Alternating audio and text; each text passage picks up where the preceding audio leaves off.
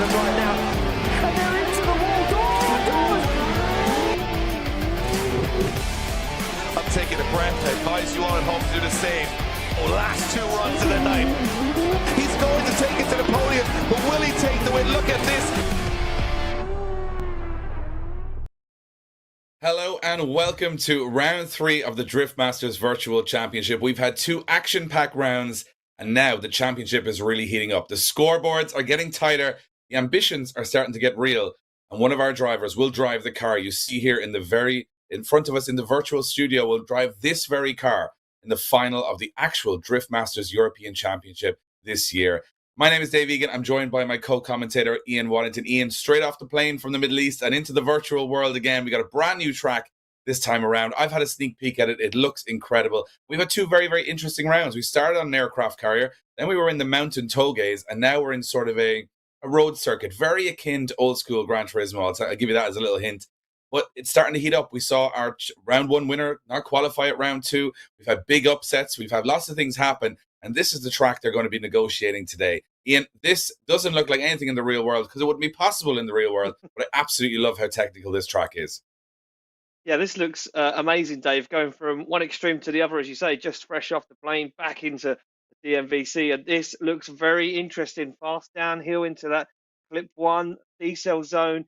Just before clip 1, nice long drag to the next decel zone at clip 4. Pick up the throttle again, clip 5, a little decel zone there into 6, and the finish line. If only, Dave, this was in the real world, because that would be a very interesting track to take the best of European drivers to. It would, and we've got the best of the virtual world ready to do battle. Remember, 120 drivers or thereabouts enter each qualifying session. That is then the top 32 are decided to go into the battles, and of course, our winner gets the round win. But the big thing everyone's vying for here is the championship win, which is all about trying to get behind the wheel of a real car in the real world at the final round of the Drift Masters European Championship. Stay tuned for the full calendar launch of the Drift Masters European Championship coming on February 26th. I've had a sneak peek. Ian's had a sneak peek. It's going to be a big year. But right now, we have to go to the virtual world to try and find ourselves a winner of round 3. This round is brought to you by RentADriftCar.com and LIQUI. Here we are, the qualifying results. Pileski getting the big result, 99. Well, that means he couldn't have done much better, really. But Striker, he's looking very strong in the championship. Craig Fulham had a little bit of a wobble at round 2, back into it for round 3 in 3rd position. Sad and Planevgic. And look at this. These are the guys rounding off your top 32. Some standout names from me. Jarbo. We've seen Zach O'Sullivan look pretty strong. Brennan Gardner. And a couple of new names creeping in there as well, Ian. We're going to see some new heroes every time we go into this championship. We've had plenty so far this year. Yeah, we certainly have, David. It's really good to see these new names come through.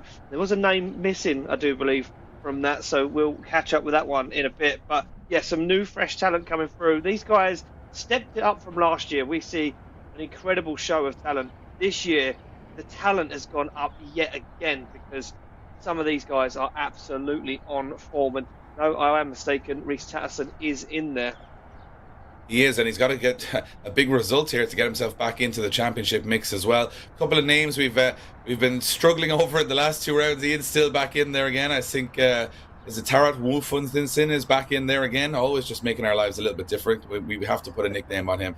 And then we've got Mr. Mustard back in again. Tatterson, round 1 winner. Alan Hines looked very strong at the last round. Ostrika was one of the standout stars at round 2. So a lot of these guys starting to, you know, if you look at it, they have to qualify they have a 1 in 4 chance of qualifying every round, and they're still getting into the top 32, which goes to show the talent they have, Ian.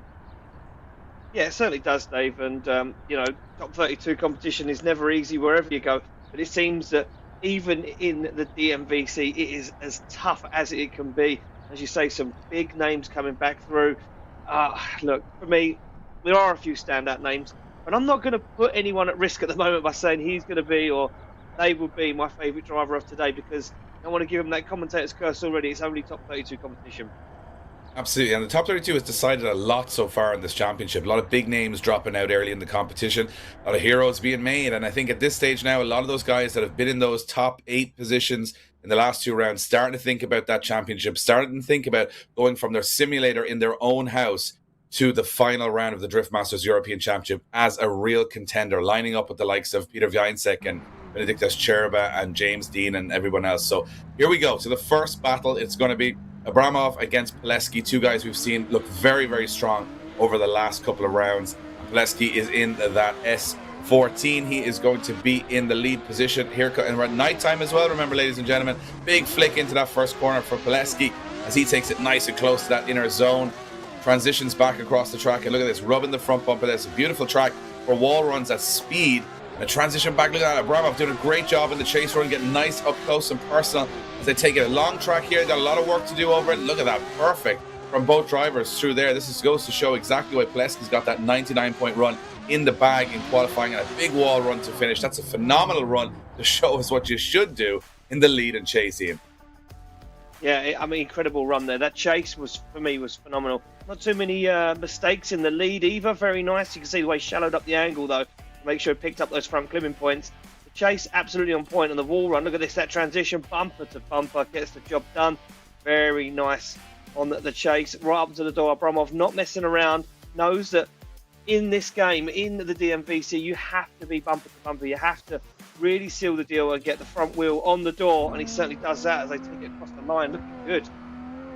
Looking very good, and I think, look, Abramov, he's been exceptional over the last couple of events, and I think he's looking even more exceptional today. Did all he could do in that chase position, made sure that he got his car into the right areas, and it's a very flowing track. I like it that, you know, the designers and the judges have enjoyed qualifying from what I've heard, and they've said that, you know, it's a very flowing track. It gives a lot of room for the chase car to get up close and personal, but there is areas, especially a couple of decel zones, where you can find yourself in trouble. I think there's no such issues there. As we come off the line, it will be Abramov this time to lead out Pileski.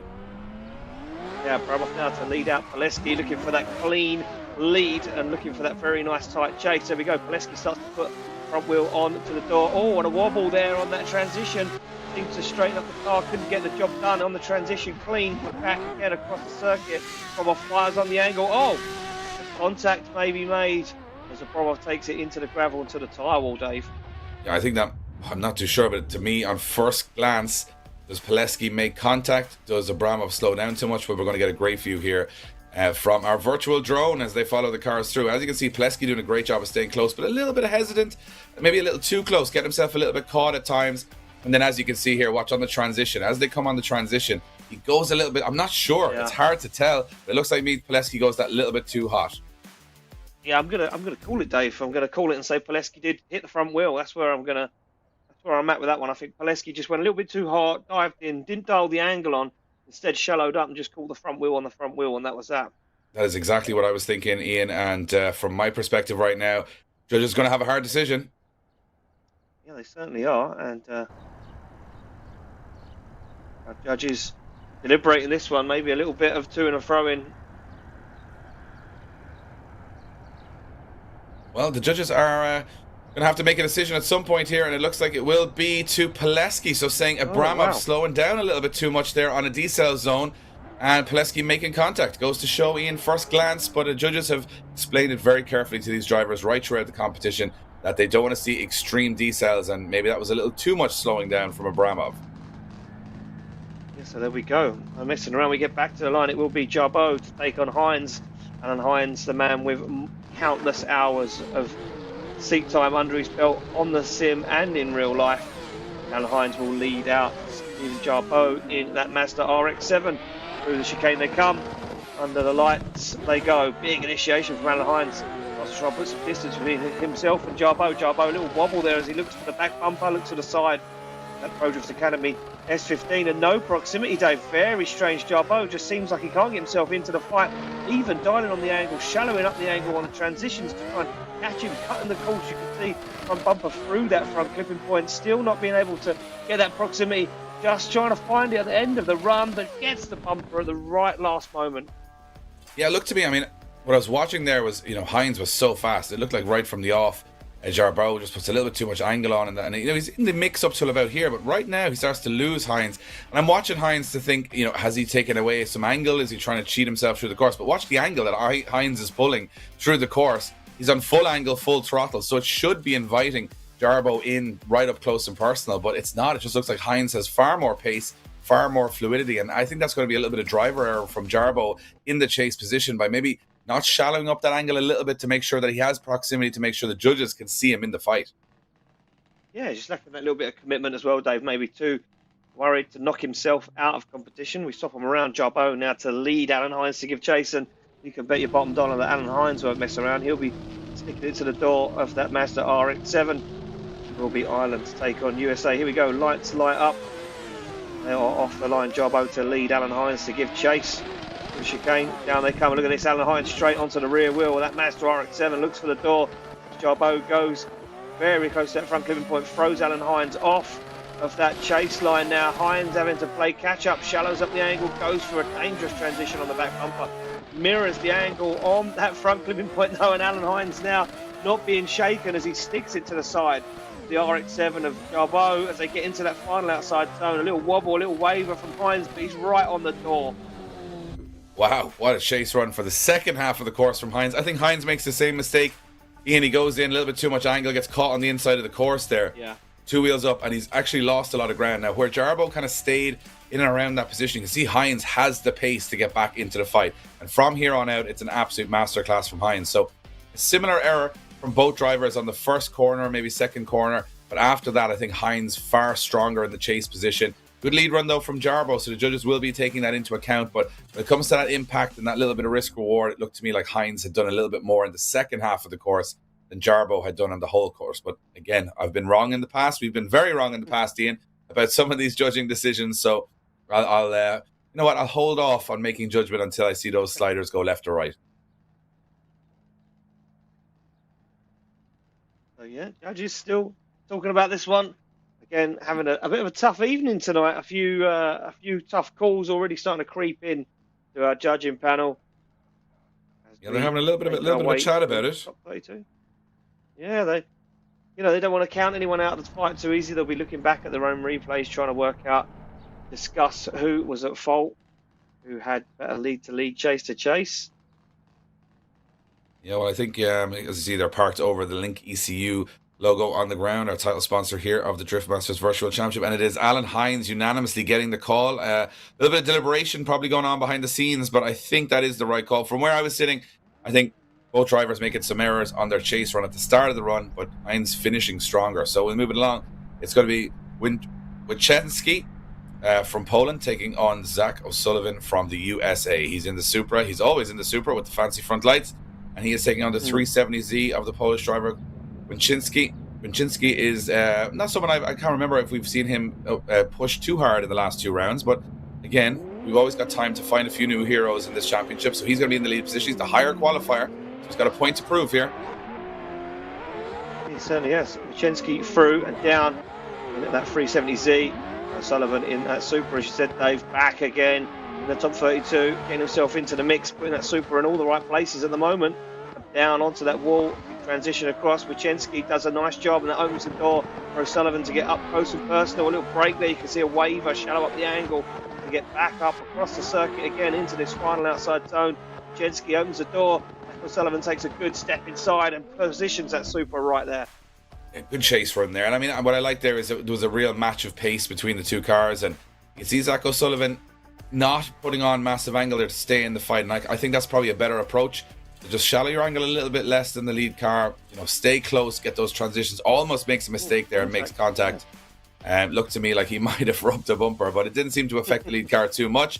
Lead car goes very wide on the last transition, leaves plenty of room there for O'Sullivan to get up close and personal. Right to the door, wheel to wheel across the line. Nice chase run from O'Sullivan, and a good lead run as well. So I think this is where we're starting to see, we don't see struggles in terms of being able to do the course at this stage, because these guys are the best 32 out of 120 drivers, so they're obviously going to be very good at this course. They've also put in extensive practice during the week to make sure they're at their absolute razor's edge. But when it comes down to head-to-head battle, anything can and often does happen. So Sullivan will be the lead car. He will be in that bright blue Toyota Supra, and it will be Wichenski to chase. And here we go. Wichenski now to lead him down, to chase him down, Zach O'Sullivan in that Supra. Nice transition across the circuit, gets that front bumper perfect on that front clipping point. Nice job up into the wall, but Wichenski right with him as he transitions back. You can see him shallow up that angle to make sure he doesn't get two wheels on the inside as too deep. Nice transition back. O'Sullivan opens the door on the outside zone. Oh, now starts to pull away from Wichenski. Wichenski goes hot, almost takes out the front wheel. like a little bit of an exclamation mark at the end there, right, Ian? Just trying to push that, the pendulum their way. Big dive in on the first corner. Like this from Konchesky. Big angle from O'Sullivan, as we expect. Not as close on the transitions. Konchesky through the center of the course, but nice wall runs from both drivers. As they switch it back down here, Konchesky starts to think, maybe I've got to do a little bit more here to get into this fight.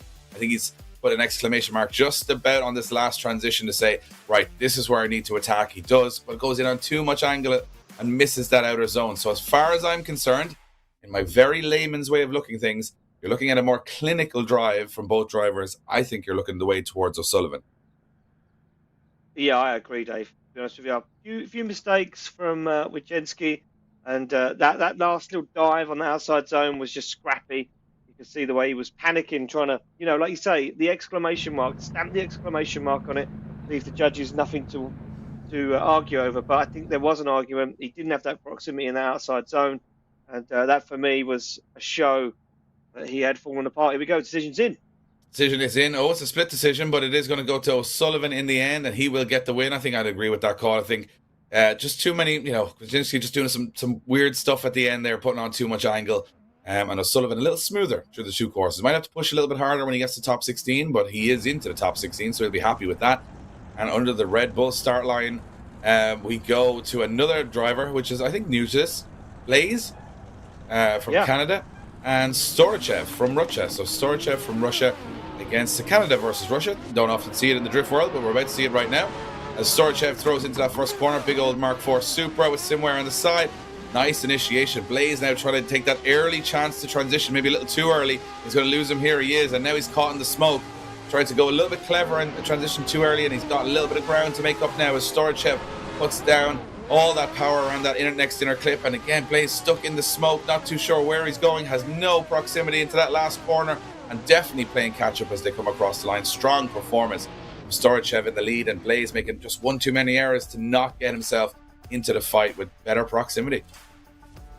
Yeah, kind of all went wrong from the initiation for me, Dave, because Storachev firing as Supra gets the job done, but Blaze just struggled, didn't have the proximity on the initiation, and then from then on out, he struggled to really stick to that qualifying line in a nice way. You can see him dialing on and off angle, keeps his distance, goes for a little dive here and there, but look, it makes a dive there on that front clipping point and realises that the car isn't going to react the way he wants it to.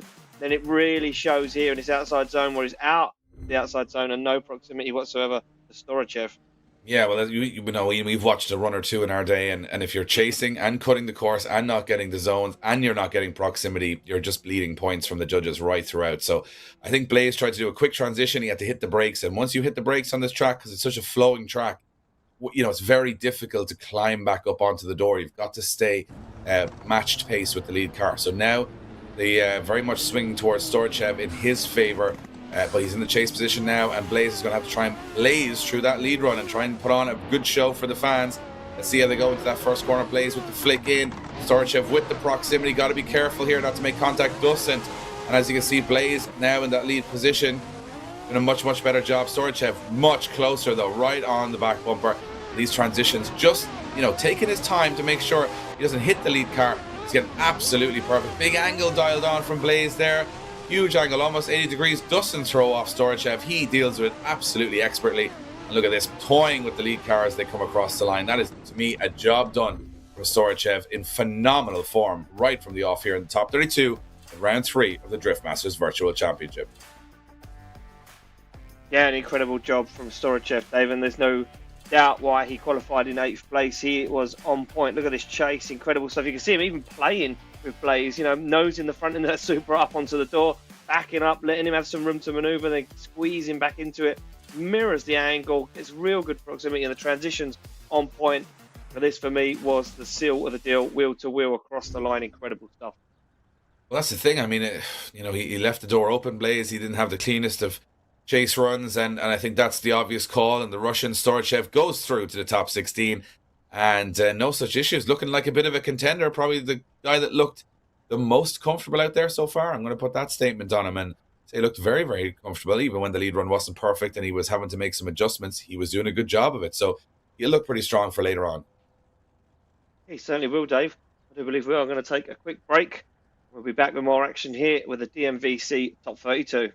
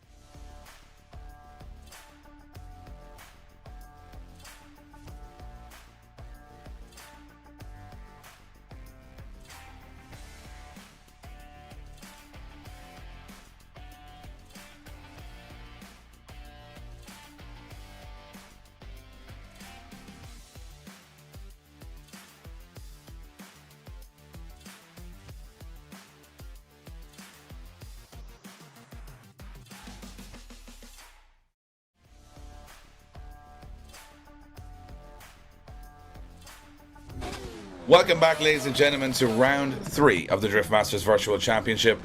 And we have another heavyweight battle for you in this pretty stacked top 32, I must say. It's going to be Jurkis from Lithuania going up against Polinaczyk from Poland.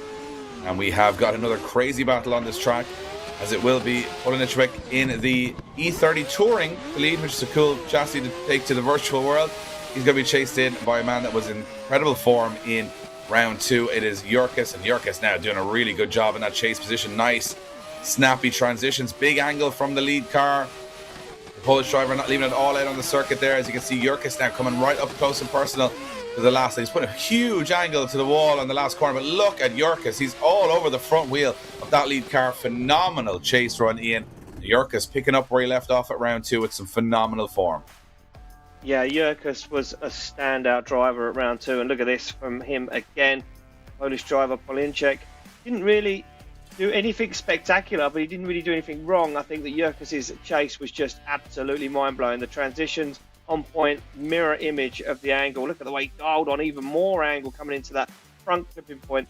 And then for me, really, the stamp on it was this right here, wheel to wheel, banging the door, banging the wing mirrors. There was no questions to be asked. He was right with him. Well, it looks like to me Jurkis has put in as good a chase run as you possibly can, which means that when we switch it around, that little E30 Touring is going to have to be all over the back end of that E92 right throughout the course, or he's going to be going home. So Polinaczyk from Poland has to go from the off here onto the door. Let's see what he does. He's coming up through the gears. The first corner is a big decel zone. Let's see what he does. He's going to dive in very heavy, and he does back away a little bit, but it's quite wide from Jurkis there. As you can see now, Polinaczyk trying to catch him, which is not as close as Jurkis was on that first run. Nice close transition again, big angle, almost 90 degrees thrown in from Jurkis into that corner, but he makes it work and makes it work again. It's allowing Polinaczyk to get back into the fight. Now this class corner, let's see if we can stack him up. Oh, just not the proximity we expected from the Polish driver, and I think that might be job done for Jurkis, and the angle in that lead run was sensational. Yeah, absolutely incredible. Look at this nice initiation, little one movement across the circuit. Lovely Misses job. that inner clip though, Ian.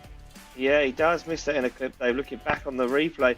But for me, there was a few mistakes in the chase. Look at this. You can see shallows up the angle, and then on this transition, look, almost gets himself caught up when he comes back around. And he has to kind of do a little wobble. It's strange movement.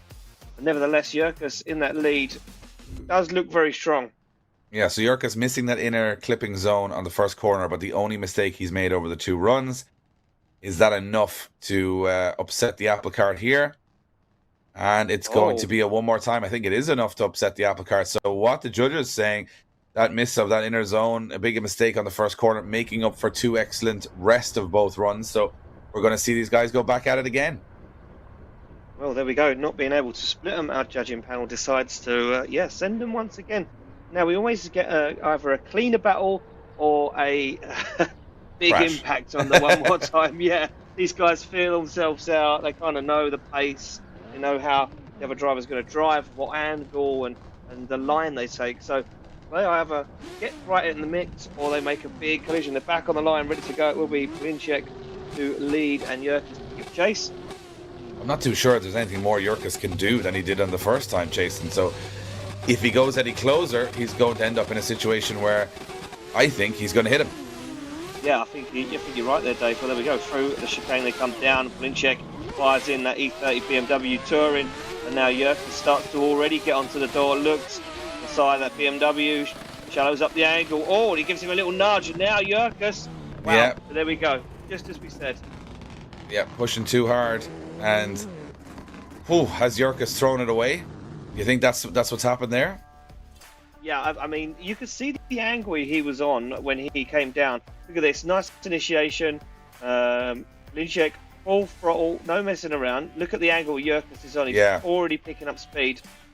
He actually came in too hot, went at too much angle, lost a bit of ground, and when he tried to catch it, caught it too quickly. Had a little bit more grip than he thought, and shallow angle versus quite big angle, you're going to catch up very soon. Hits the back end of the Polish driver's car, and Polinaczyk is going to have to, I think he's just going to have to put a clean run in here. I don't think he's going to have to do too much else. No, I think you're right there, Dave. I think you're just going to have to trust Yerkes to put in a nice lead line, but Polincek does get straight onto the back bumper of that BMW as they come through that front clipping point. Polincek, though, he wants to stamp the authority on it, wants to seal the deal as they come up to the wall. Nice transition back bumper to bumper. Job done through that front clipping point. Now shallows up the angle. Does Polincek, but he gets a little dive at the front wheel. Getting a little bit brave with this one as they come back into this final outside zone. Polincek gives him the room to set himself up. Gets on the front wheel and across the line. I think that is it for Yerkes. Yeah, I think Yerkes has made the grave error there of going too much too soon. I don't think the judge is going to take very long to decide this. I think that was chase driver error, which means he's, essentially at a complete zero for that run, which we didn't see a zero out from the Polish driver on his lead run, or on his chase run. So I think that's going to be a fairly obvious call, as opposed to how close it was on the first set of battles. Yes, there we go. Yeah, just big error. The contact onto the door can't be unwritten now, and that is it. That's the end of the weekend for Yerkes. We'll see a new contender heading into the top 16 potentially. Yeah, and taking out the biggest name, or one of the biggest names at round 2 in Yerkes. So Polincek goes through to the top 16, and I told you it always happens. We start predicting things, and then we know absolutely nothing because it goes the exact opposite way. So we now move on to our next battle. It will be Element from the Ukraine, and that Ferrari love this car every time he comes out, and he will be going up against our Saudi Arabian competitor in Al Arabi in the chase position. Bit of gap already though, and we mentioned before how fast this Ferrari is. It was at round 1, I believe he was very fast, and round 2, but look at this big cut of the course from Al Arabi. It's not looking pretty for him in the chase position right now. Doing a lot to stay in the fight, but they could dip a little bit on in through the inside of the zones and hit a few barrels, but to be right off on the inside of the track earlier on. But 10 out of 10 for trying. But he's pushed too hard and pushed Element into the wall, and as far as I can tell, that is all the chase driver's fault.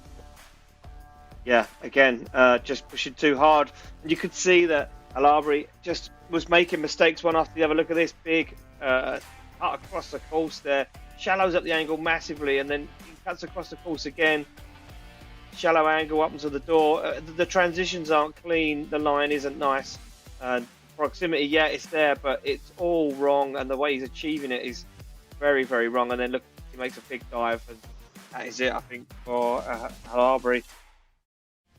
Yeah, Al Arabi, I mean, I give him 10 out of 10 for effort. I mean, he's definitely trying to stay in the fight. He's definitely not allowing the lead car to get away.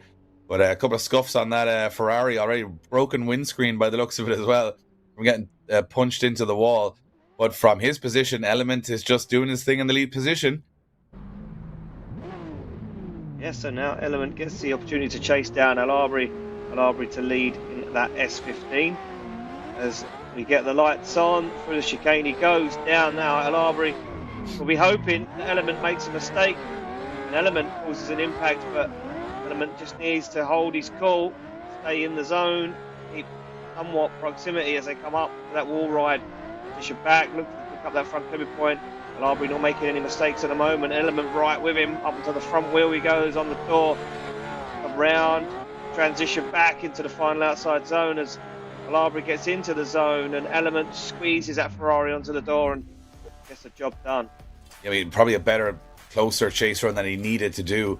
Element, I think Al Arabi's entrance to that first corner was quite spectacular, and he's a spectacular driver. I like his style. He's very on the edge, but it looked to me like Element was treating this a little bit like a practice run, staying close enough to be in the fight, but not close enough to be getting himself in trouble. And as they get to the last corner, he knows, watch this, he backs away. When they get to the last corner, he goes, right, there's not much I can do wrong here. I'll just finish with an exclamation point, just so everybody understands that I have it in the tank to do more, and I'm a threat in the top 16, and I think he is going to be going through to that top 16. Will it be the Ukrainian driver? Absolutely. Al Arabi with the contact on the first run, eliminating himself from the competition, and take nothing away from Element, who's done a phenomenal job in that Ferrari race car. He is going to be sailing that Ferrari through into the top 16. We move back to the start line. Representing Japan, it's Yoshida, new driver. Haven't seen him before this season. I'm going up against Lukashenko from the Ukraine, who we have seen before. He's a very, very strong driver. Here we go. Another mismatch in the top 32. A newbie versus someone that's quite established in the championship. Let's see who comes out on top. Here we go, yeah. Lukashenko to lead, Yoshida to give chase. They've said new driver Yoshida making his way through. Lukashenko one to be sniffed at. Yoshida goes for the door straight away, though. Odd line taken through that front clipping point. Now they start to clean it up, start to get into the zone. Makashenko looks for the transition back. Yoshida transitions a little too early. Oh, gets onto the front wheel. Makes a big dive down there as they come through that front clipping point. Now Yoshida parks at S15 up onto the door. Or S14, sorry, as Makashenko gets deep on the outside zone. Tidy, but took a while for Yoshida to get into it. It did. He sort of was, well, he was left a lot on the start line. It made me think, was he here for the fight at all? And then he starts getting very close, and I think Makashenko's allowing him, by being on a pretty big angle there, to let him back into the fight. It's a little scrappy through the centre. There's a big thump there from Yoshida onto the front wheel. Luckily, it doesn't spin the lead car, but it is going to be seen as a driver error as they transition back. Yoshida doing an okay job towards the end, but was it too little too late? I would probably say it was. So there we go, guys making their way back to the start line. Yoshida. And that's an R33, isn't it? Yeah, it's an R33 Skyline. And you know what? Yeah. As we were both talking, both of us were going, I don't think it's an S14, but I'm not sure what it is. So, yeah, what it is. Hey, Ian, I'll allow it. It's dark in the forest, you know? It's dark. It is very dark. And it's been a long day. My eyes are tired already. Here we go on the line. Yoshida now to lead out Makashenko. Makashenko looking strong to get himself up into the fight. Off the start line we go. Yoshida trying to make a name for himself here in the DMVC, but look at Makashenko on the back bumper. He goes, dive down, come through that front clipping point now. Slows up massively to Yoshida. And that kind of upsets Makashenko. He gets himself back into it. You can see a little bit of separation open up as Makashenko transitions exactly the same time as Yoshida. As Yoshida now falls through this front clipping point. Makashenko not being shaken though. They wobble and waver down into this outside zone. Makashenko seals the deal, gets on the front wheel. Across the line they go. Yeah, strange battle. I mean, it looked to me like Yoshida, as you said, Ian, slowed. Big angle on the first corner. Makashenko a little bit too cautious for me there, just trying to, not mess up. And then right here, it just seems like Yoshida's just quite laboured through this section, allowing Makashenko to get back into the fight. After this, both drivers pulling some big angle on the last couple of corners, and Makashenko doing a good job of getting close without making contact. Remember, we reversed this around. Yoshida did make contact there. Yoshida has a nice run on that last wall as well. So Yoshida looking strong in the lead position, not as strong in the chase. Makashenko, I would say, maybe getting a little lean from me there as he sits on the LIQUI.EU logo, but I don't know. The judges are going to really break this one down. Technically, I don't think this is going to be the easiest of calls, so we'll see what they say. And there you have it. It's going to be a one more time. So both drivers making some errors, both drivers not really taking the battle by the scruff of the neck and forcing it home to the top 16, so we're going to see them go back at it again. Yeah, unable to split them, and Makashenko disappears. Back off to the start line he goes, and Yoshida, well, no tyres and fuel required, so he will be back on that start line. Ready to beautiful go forest scene in the night time, yeah. obviously. It's what's amazing about this championship is the ability to create realistic locations that don't exist is essentially what you're making here, because this would be an awesome track if it did exist. I mean, we saw an aircraft carrier, Toge, and now a forest nighttime run. So all the action, and it's so different too. But here, see what happens differently in this battle as Makashenko and Yoshida go back at it again for a one more time. It will be Makashenko in the lead position, big flick into the first corner. Big hit from Yoshida straight away, and that's going to be probably a 0 out for Yoshida there as he makes massive contact with the lead car, causing him to not complete the first corner. Now, even at this point in time, I still think it'll be a 0. So this is just for a bit more practice for both of these guys. But that big error, I mean, that's curtains right there. Even we've seen it happen before. You can't be making errors, and a couple of thumps across the line as well, just to drive home the issue. But yeah, it came in too hot, couldn't slow down, hit Makashenko.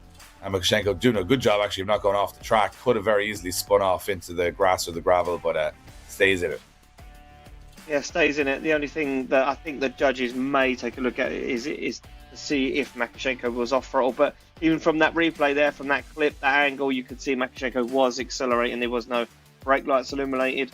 So Makashenko was trying to get away, but Yoshida coming in a little too hot on that chase run. I spoke with David Callis, one of our judges, and we got a nice little onboard there.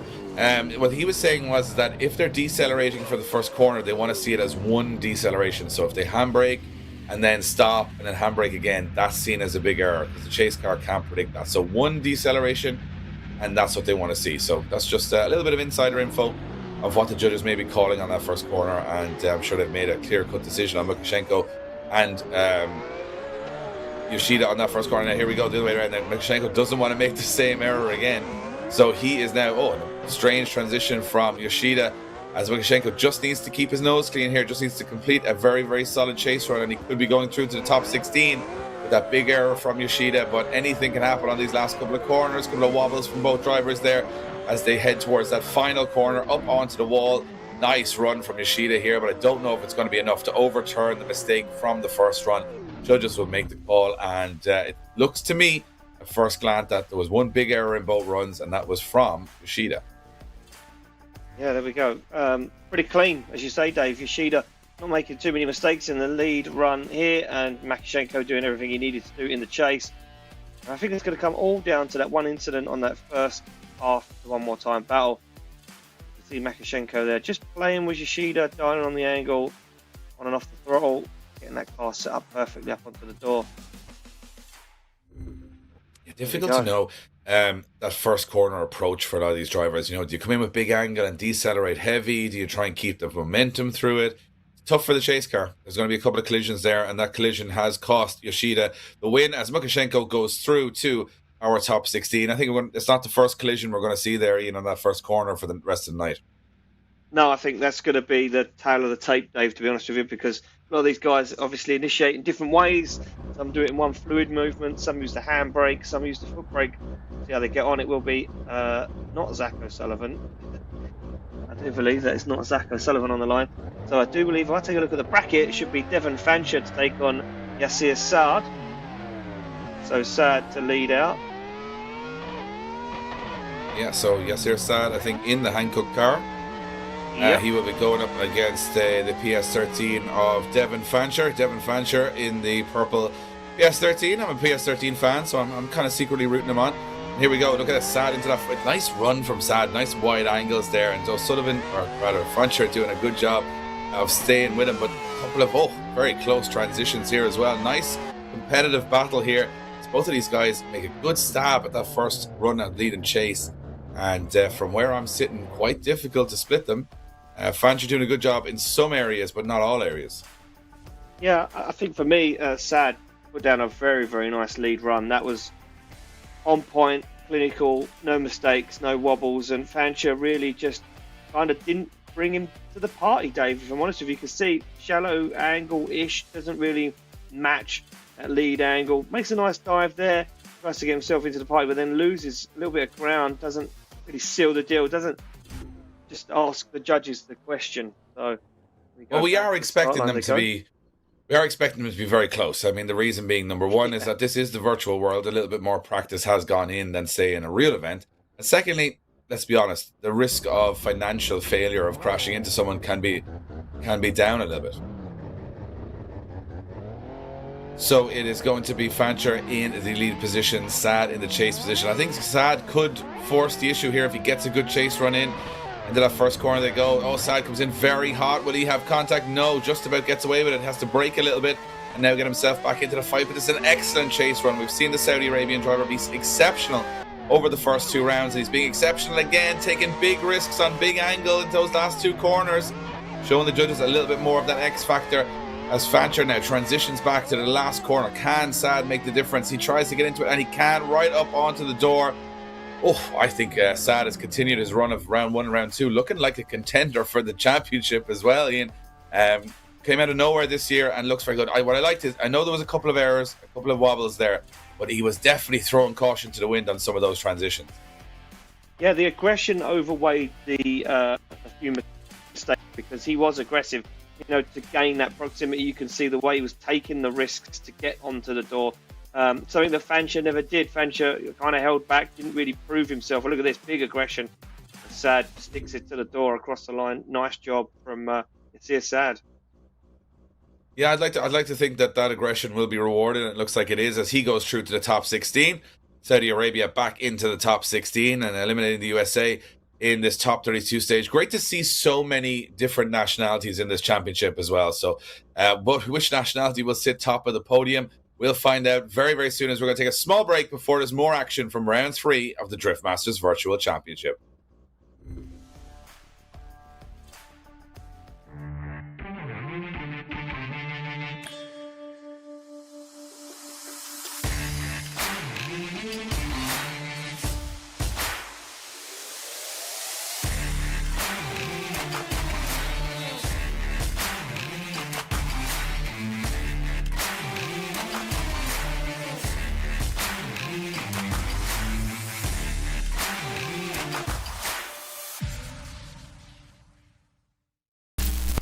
LIQUI.EU produce standalone engine management technology with a range of products that allow you to unleash the power of your engine. Renowned for quality, reliability and value, our easily installed ECUs come with numerous motorsport and engine protection features, giving complete control of your engine's power and performance. Plus, our tech support team are available 24 hours a day to help you create the perfect solution for your engine setup. To see our full range of products and for more information, visit LIQUI.EU.com.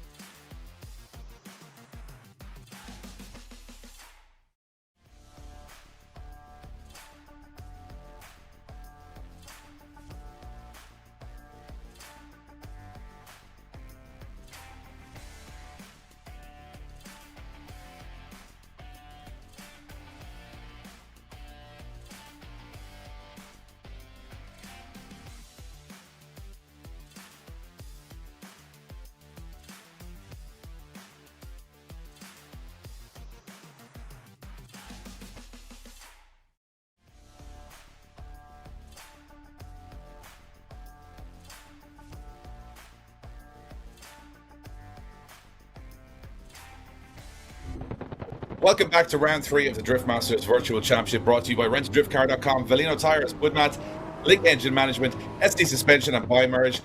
And underneath the Red Bull start line is the Swedish driver Jägard going up against Craig Fulham. We've seen Fulham in action in this Mark III Supra a lot before, Ian.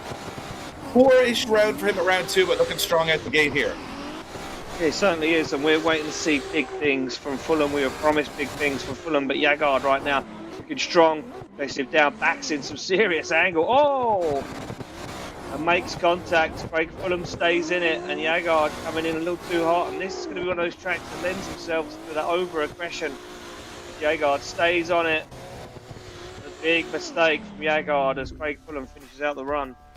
Yeah, Jägard was, I was just about to say his aggression was being rewarded for the first couple of corners. Nice angle, getting up close and personal. But it is the biggest, I would say, challenge for virtual drifting is over-aggression, because obviously that little bit of fear of damaging your car isn't there. How do you manage that aggression? He came in very, very hot through that corner. And Fulham does a good job of staying in it, but Jaeger is still punching away at the door, making contact. And as they get to that last corner, I think Jaeger knows he's got to be close because he's made the error. He's handed a little bit of an advantage to Craig Fulham here, and Fulham can take full advantage if he stays in the chase. But again, we've watched this happen many, many times, and it goes to one more time because the chase driver almost takes it into account that he's got an advantage and throws it away a little bit by being too aggressive or a little bit sloppy. So he's got to stay razor sharp here, Fulham, and make sure that he can get the job done. Yeah, exactly that, Dave. So Jaeger now comes off the line. He's going to want to put down a clinically clean lead run and hope that Fulham makes a mistake. And already you can see that Jaeger is going for a big 90-degree initiation for that front clipping point. Fulham holds back though. Fulham knows not to get over aggressive here. Needs to just stay where the judges asked him to be in the briefing and not be too wild. You can already see Jaeger getting wild, putting wheels on the outside edge of the circuit as they transition back. Big flick. Jaeger and Fulham gets into it, bumper to bumper, wheel to wheel across the line. Impressive stuff from both of these guys. Looks to me like Fulham got the job done. And big look at that initiation from Jaeger. He was throwing everything at that run, as you have to do at times. And that is just a phenomenal run from both of these guys. But I think Fulham, knowing that he didn't have to get too close, he knows the contact was made on the first. You can also see wheels off the track from Jaeger there. Absolutely using the limits of the track everywhere to try and do something. Very difficult from the lead position to turn the table. And I don't think he's able to turn the table there as Fulham doesn't make that big error. I think it's going to come down to that contact on the first run. Looked to me like Jaeger had pushed that a little bit too hard. Let's see if the judges agree with that, and they do. It's the USA driver, Craig Fulham, going through to the top 16. Business as usual for him, Ian. Yeah, Craig Fulham's kind of coming alive now. And as I say, we've been promised some good things, heard some good things about Craig Fulham. Let's see if they all come through tonight, if he can get himself in that final. We look back down towards the start line for the next battle of our top. Yeah, but it's going to be the Polish driver. Go on, take it on. Mustard, one of my favourite drivers on the grid. Always going to cut the mustard out there on track. He's hoping he can cut the mustard here in the top 32. He's been a phenomenal driver for this championship this year, but Gron has two. These are two other guys that looking at the championship race now, trying to get big results. And into that first corner, the wobbles from Gron in the chase position. That's now tries to get back up onto the door. Does a good job of that. Mustard taking it out to the wall. The Scottish flag on the top of the car representing. And as they come through another inner slipping zone, nothing separating both of these guys. Big angle from Mustard as he throws it out there towards that last corner. But Gron right with him the whole way through the course. Oh, a little shallow up from Gron there, trying to push his agenda. But a couple of wobbles in the chase with good proximity. Let's see how it pans out over the two runs. Yeah, weird one, this one, Dave. Gron just doing a real weird mistakes in that chase position. You can see how shallow he is on some of these runs, and then kind of drops back in a weird way to allow the lead car to manoeuvre. And you see him wobbling away there, gets nice proximity through that front clipping point. But before then, two little wobbles, two weird mistakes. Here again, look, shallow, real shallow angle, almost driving in a straight line. Dials it on right at the last point, the outside zone. I'm not sure how the judges are going to take that one. Well, let's see when they switch him around. From my perspective right now, Ian, yeah, it's difficult to be close the whole way through the track. That's what I'm noticing. You've got to kind of pick your battles, don't you? Like, if you try and stay close the whole way, you get a little bit pinned in. That's what happened to Gron there. Mustard now will have to learn from that a little bit. Try and be a little bit more tentative in some areas, which I would say probably includes the first corner. Just get through and then start reeling them in as the course goes along. So let's see what happens as they come off the line. Gron will be in the lead position here. Mustard in. Mustard, the higher qualifier. Oh, and very close to the first corner. Was there a little bit of contact there? Looks like both drivers stay in it, but Mustard's backed away a little bit now. He's going to try and play catch-up. He certainly has, Dave. Looks for the transition. He's to squeeze that accelerator, try to gain some ground, and he does as he rubs the wheel along the door, dives back into it again. Ron not fussed, though, as he stays cool, gets himself into the outside zone. Mustard jumps onto the side, and Mustard with some serious aggression. Lots of aggression, and I think he had to make up for a little bit of an error on the first corner. He came in so hot here. Watch this. Does he make contact? I don't think so. I think he gets away with it, but he does have a wobble because he has to adjust on the front brake and on the handbrake to stay in the fight. And after that, loses a little bit of ground on that outer zone. But here's where he makes a massive dive in. Thought he was going to make contact. Makes a tiny bit, but I don't think it affects the lead car. And the aggression is phenomenal from Mustard here as he tries to get back up onto the door, and he does a good job through this last corner as well. So that's one for the judges. A little bit of splitting hairs to be done here, I think. More aggression from Mustard, errors from both. Let's see what way the judges call it.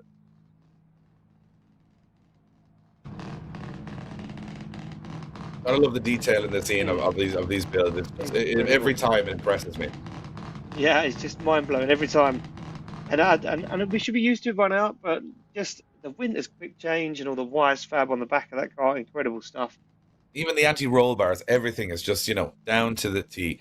Let's see which way it goes. It is going to be a split decision, and the split decision goes towards a one more time. Well, as we have so much technology in this championship, as we're about to see, a little bit of real-world technology I want to talk about now, Ian, is our guys at LIQUI.EU. And there's a couple of things that you might or might not know, but talking about technology in the game, technology in the real world, did you know that LIQUI.EUs can actually get you up to speed in the real world with launch control from the start line? So obviously, allow you to come off the start line as quick as you can. You can change gears like in the virtual world without the clutch with their gear shift control, anti-lag, boost control, and of course they keep the cars reliable with all of those limiters in the car. So using the technology from, it seems so far-fetched, the technology used in the game, but to be fair, it's very much translates to the real world with LIQUI.EU. As we move into it one more time with Braun and Mustard. Here we go again. Well, here we go. Mustard to lead, Braun to give chase. With the gears down they come. Oh, look at that from Braun. Very aggressive initiation. He was straight onto the door, no messing around. Puts himself in a nice position for that transition. Back onto the front wheel he goes. And Braun says, well, you need an answer. I've got the answer for you, as he fires up onto the door. Once again, Mustard and Braun seem to have turned this one up now to 11 as they both go full throttle through 80% of the circuit. Now into the outside zone, no decel, straight back into it. Braun on the door, nosing the front of that car onto the door. Incredible stuff. I think that's the run we expected from Braun. And look at this, the initiation. He takes a risk. The risk sort of pays off for him. It's a tough first corner to stay very close, but from there, Braun looks incredible. I've got to say, the lead run from Mustard is phenomenal too. This is as good as it gets, lead and chase, and you just got to sit back and watch this stuff sometimes and realize the talent these guys have behind the wheel, and in a phenomenal form. Braun makes up for all of those errors on the first battle and puts a huge stake to claim on the beating Mustard over the two runs here, and I think he's done as much as he can do in the chase position. Yeah, I think he has. Now as we stop him around, he goes into the lead. Mustard needs to kind of, not put a foot wrong. That was a pretty flawless chase. A very nice low. Braun now sits in the lead position. Polish driver ready to run down the circuit. Mustard to chase him down. Smoking tyres already as they come off the start line. Big initiation in, and Mustard not there. Mustard not having the same proximity on that initiation that Braun did. Now starts to rein it back. Looks for it to the side of that S14A. As they transition through the centre of the circuit, down the front giving point, you can see Mustard working that car in, shallowing up the angle, being aggressive. Doesn't have the similar proximity, goes for the transition back, almost gets into contact, almost throws it away, but they go wheel to wheel across the line. Whew. Wouldn't like to be a judge at the end of this one, and we said that Mustard had to go hot into the first corner, and he did. Not as hot maybe as Braun did, and took a little while to get into this battle, but once he did get into the battle, the proximity was pretty flawless from here on out. Some nice transitions. These guys getting up close and personal. Braun with a good lead run, gotta say, hitting all those zones, doing exactly what the judges want. A little bit of on and off for Mustard, a little bit more, diving in and pushing back a little bit. His last transition was very good. I thought he was going to make contact here. Maybe he does a little bit. Both of these guys get across the line, but I think a very tough one to decide for the judges. But I think, if it was me, I think Braun a little bit more consistent in his proximity, whereas Mustard put a little bit more aggression. So it depends which way the judges want to reward that, and they're going to reward the Polish driver Braun as he goes through to the top 16. Fair call there, Ian. I'd say that's a phenomenal chase run being rewarded. Yeah, exactly that, Dave. It was a very nice lead, and the chase was phenomenal. So there you go, Braun getting the win, advances through into top 16. Back on the start line we go, and it is Amine, Saudi Arabia, to take on, your current defending champion, Reese Tatterson, Dave. Didn't see him at round 2, failed to qualify. We see him back in action, and Tatterson qualifying for this event sits in the lead position, the higher qualifier, 11th place. Here we go, Tatterson, what has he got? All eyes on this young man right now. He fires down in that Prodrift Academy. S15 transitions back. Amine with him though. Amine knows he can rely on Tatson's confidence. They fire through, big transition. Amine shallows up the angle ever so slightly, wavers a little bit as Amine looks to the side of the S15 once again as they transition to this outside zone. Amine applies the pressure onto the side and even gives him a little nudge across the line. Yeah, well, I mean, it's so hard to split these guys. I mean, Tatterson going into this round, Ian, still sitting in second in the championship without qualifying for the first round, or the second round. So it shows how unpredictable it's been so far for all of these guys. And you know, you're trying to look at this, like as we said before, these guys are starting to think about that real life drive in the Drift Masters European Championship. They're starting to think, is this my time to shine? And you know, a lot of this round could be the deciding factor of who's in and who's out. You know what I mean? As in, like, you don't get a good result here, I don't think it's going to favor you. So obviously Tatterson and Hines in third, Pileski in fourth, and Pavel Gunin currently sitting in first position. We'll see how he gets on later on. I'm just going to see where he is in the bracket. But Tatterson's still in the mix for his defense of the championship. But yeah, might or might not work out for his favor. Also, I'm just noticing Gunin, I don't think is in the first place current championship holder, not in this round. So you know, it's all over the place when it comes to the championship. And here we go, it's all over the place into the first corner as well, as Amine now fires into that first corner, and Tatterson now tries to force home the issue, tries to remind everyone why he's so good, why he is the defending champion. Look at this aggression from Tatterson as they come through the last two corners. Impressive stuff as Amine puts on a phenomenal lead run. Tatterson now, oh, that transition is absolutely spellbinding as they come into that last corner. Phenomenal job from both drivers, but Reese Tatterson putting the full stop on it.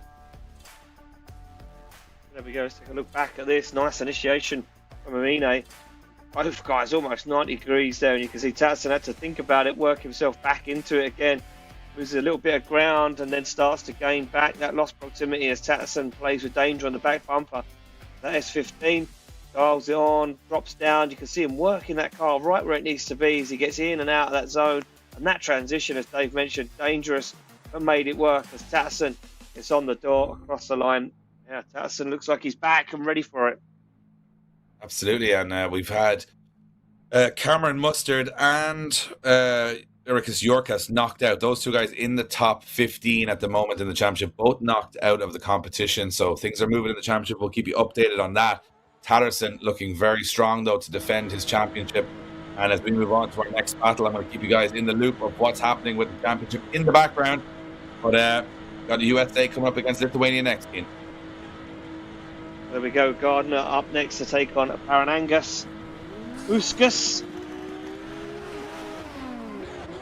And lights go down and we are ready to rock and roll, and it will be Paranangas to lead out Gardner. Gardner getting a little bit aggressive there already on the initiation, tries to fire it in. Paranangas gets up onto the wall, they transition back. Gardner are messing around, a big Infinity onto the side of that BMW F22. Nice job so far. The Eurofighter transitions back up onto the wall in the outside zone. Gardner needs to apply the pressure, and he does. Almost overcooks it, almost overtakes Aaron Kuskas. Incredible stuff. And Brandon Gardner currently sitting 7th in the championship, not far behind the leaders. Needs a strong performance here, and that was a strong performance. The nice chase run, sparks flying from both cars and from both exhausts as they come through the course. We've seen this big Infinity do big things in the last two rounds. He's been sort of like the dark horse, creeping up through the pack, and again, another strong performance here. Just back away a little bit at times, but I think all in all, it's a safe run. I still think he's left quite a bit for Paraganauskas to do in the chase position, so let's see what happens when we turn him around. What happens when we do turn him around? A little bit of onboard camera action here from the back of Gardner's car. Here we go. Aaron Guskas to chase down Gardner, and Gardner in that Infinity. The American driver looking to get himself into that top 16. Lights go out. The headlights shine on track. Big separation though already as Aaron Guskas struggles to find the side of that Infinity. Oh, and shallows up the angle massively. Was that a little wobble? We'll take a look back at the replay of that one. Gardner works his way down. Now Paraguskas gets himself on the side once again, loses some ground, cuts the track as Paraguskas dangerously transitions on the back bumper, and Gardner sticks everything he has out there. Across the line they go. Paranguskus, did he have all the right moves? Well, I'm not too sure. I mean, on the initiation, he does okay. I think it's two quite similar runs. You know, I'd like to see both drivers pushed a little bit closer in the chase, but they were tentative. A nice transition here from Paranguskus, gets very, very close. This is where he makes the move. That little dab at the front brake then costs him a little bit of proximity through the center section, and then as they transition back, he looks very strong here. Is he closer than Gardner was on his run? It's about the same. And the judges are going to have a tough time separating these two guys, and we've got a guy sitting 7th in the championship right now, and you know what? Not guaranteed of a place in the top 16. So let's see which way the judges go. I think this one's going to be one that we like to sit back and not have to worry about, Ian, because we're not judges, and I think that's sometimes the easier place to be. It certainly is. There we go, some more of that detail. Even the Wisefab stickers on those lower arms on that F22 BMW. Incredible stuff. And yeah, I wouldn't like to judge some of these days. The driving just too good, too close. And that Infinity looked so good sitting there on track. Well, we're about to see if he's done enough. I mean, I think the judges' decisions are dropping in. And when we always see this little bit of a delay, Ian, we know they're having a little bit of a conversation. They're having a little bit of an argument. They're probably thankful they're not in the same room to hit each other in the face. But here we go. It is Brendan Gardner. Gardner gets the win, and he is going to go through to the top 16, keeping his championship hopes alive.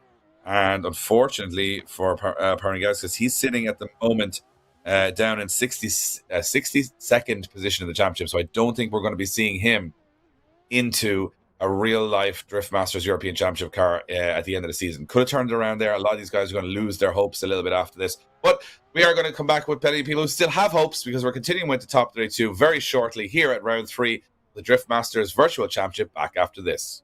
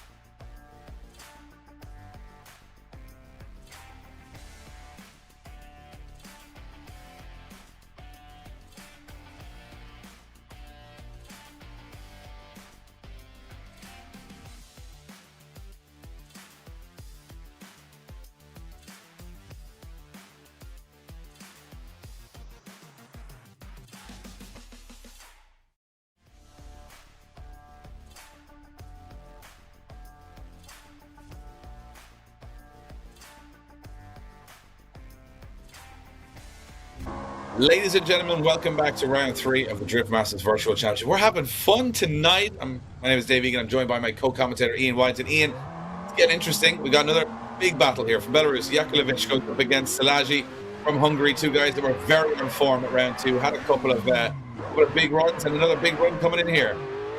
Yeah, we certainly have. Yakovlevich not messing around there, straight up into the door, and almost no angles on that initiation. Szilagyi, though, into it again, carrying some serious speed. This is a very fast run from these two guys.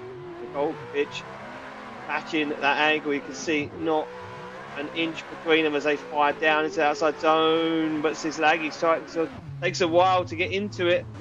Could be some little bit swinging his way. I mean, I think there was nearly contact on the initiation, which to me is just such a scary part of the track to lose it all at that first corner. But Yakovlevich looked confident in his run, decided to smash into each run and each transition as if he had no consequence, and it's paid off for him. He's done a really good job.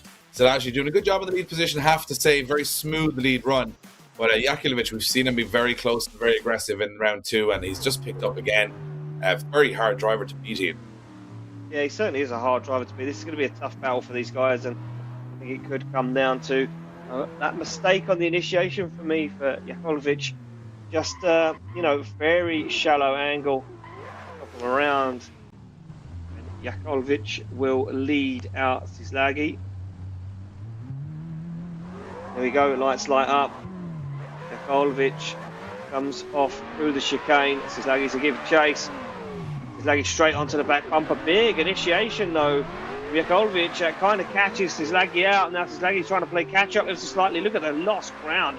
Sislagi needs to dial it out. You can see him wavering, wobbling, trying to shallow up the angle, cut the circuit. But he just manages to get there as he wavers once again, drops down the inside. He's almost making contact with that front wheel. Yakovlevich fires onto the outside zone. Sislagi gets there, but Sislagi straightens up massively and falls off circuit, Dave. He just drove into the Forestine, which bold move. I don't think it's going to work out for him. Did he have an issue with a steering wheel or a connection or something? Because it looked like he just came into that last corner and almost like he jumped out the window of his own house. The car just rolled forward without any input. So we'll get another look at it here as they come towards this last corner. But it looks to me like everything is, you're right in what you're saying, not the cleanest of chase runs. But watch this on the transition. Just goes on the brakes, and then all of a sudden, no input at all. Just absolutely just ramped into the paddock area. I mean, he's gone. I think he's gone. I think he's just ghosted. He's gone out into the wilderness. He's decided to go back to nature and forget about the drifting. And I think he maybe made the decision for himself. Does that make sense, Ian? Yeah, he was like, you know what? I've had enough of this. I can't compete at this level. That could be a classic throw of the headphones against the screen sort of scenario there and storm off. And I think Yakovlevich is definitely going to get the win here. I mean, Sislagi does not complete the course, so not going to help you in that regard. And Yakovlevich, he's been looking very strong in the last 2 rounds. I've been very impressed, and his chase run was incredibly impressive there. So, despite whatever issue Sislagi had, I think Yakovlevich is going to take that either way. So, I think he's looking again like a big contender here. Yeah, he certainly is, Dave, and he's got the tool for the job. Incredible S15. We go back to the start line. So the next 2 contenders, just 4 more battles to go in our top 32 before we kick off top 16. That's when the action starts heating up massively. It will be Zerfa to take on Egrov. So Zerfa to take off Egrov. It will be Saudi Arabia to take on Russian. The Russians leading out Saudi Arabia. They come down. Aim Oil S15 fires in. Nice job. Oh, but slows down that car quite a long time on the handbrake. Yeah, the judges deem that one as Zerfa, a new driver, a new name, making his way into top 32. Now struggling to match that proximity, struggling to match that pace. Trying to work on it, starting to get up on personal on the door of the S15 of Egrov as he fires into the outside zone. Nice dive from Zerfa as he absolutely rubs the side of that S15. Yeah, weird run. I mean, no proximity from Zerfa on the first corner, and then he kind of 90 degrees it. I think that's to me chase driver error. He goes on too much angle and makes a mess. He's cutting corners, straightens there as well, if I'm not mistaken. Yeah, just kind of an odd chase run. A lot of mistakes, a lot of wobbles. Egorov, not perfect, but a good lead run. And then watch this on the last corner. It looks to me like another bit of contact. Yeah, a little bit of contact again and again. Some errors from the Saudi Arabian driver from my perspective. Yes, there's Zerfa in that 14. Takes it back and checks out the steering as he gets ready to lead out Egrov.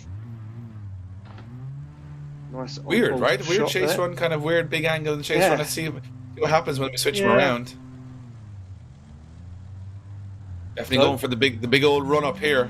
The chase He position. certainly is. Yeah, there is no messing around. Egrov way back off that start line. Zyfer ready to go into the box in the zone. You can see Egrov starts to take a jump. Now he's going to go for a big one. It's freight training down as he goes for it. Doesn't make it work though, Dave. Big separation. Zyfer stands on the accelerator, positions back, and now here comes Egrov as Egrov looks to the side of that S14A. They transition back down for that front clipping point. Egrov keeps his distance, keeps his goal, shallows up the angle once again.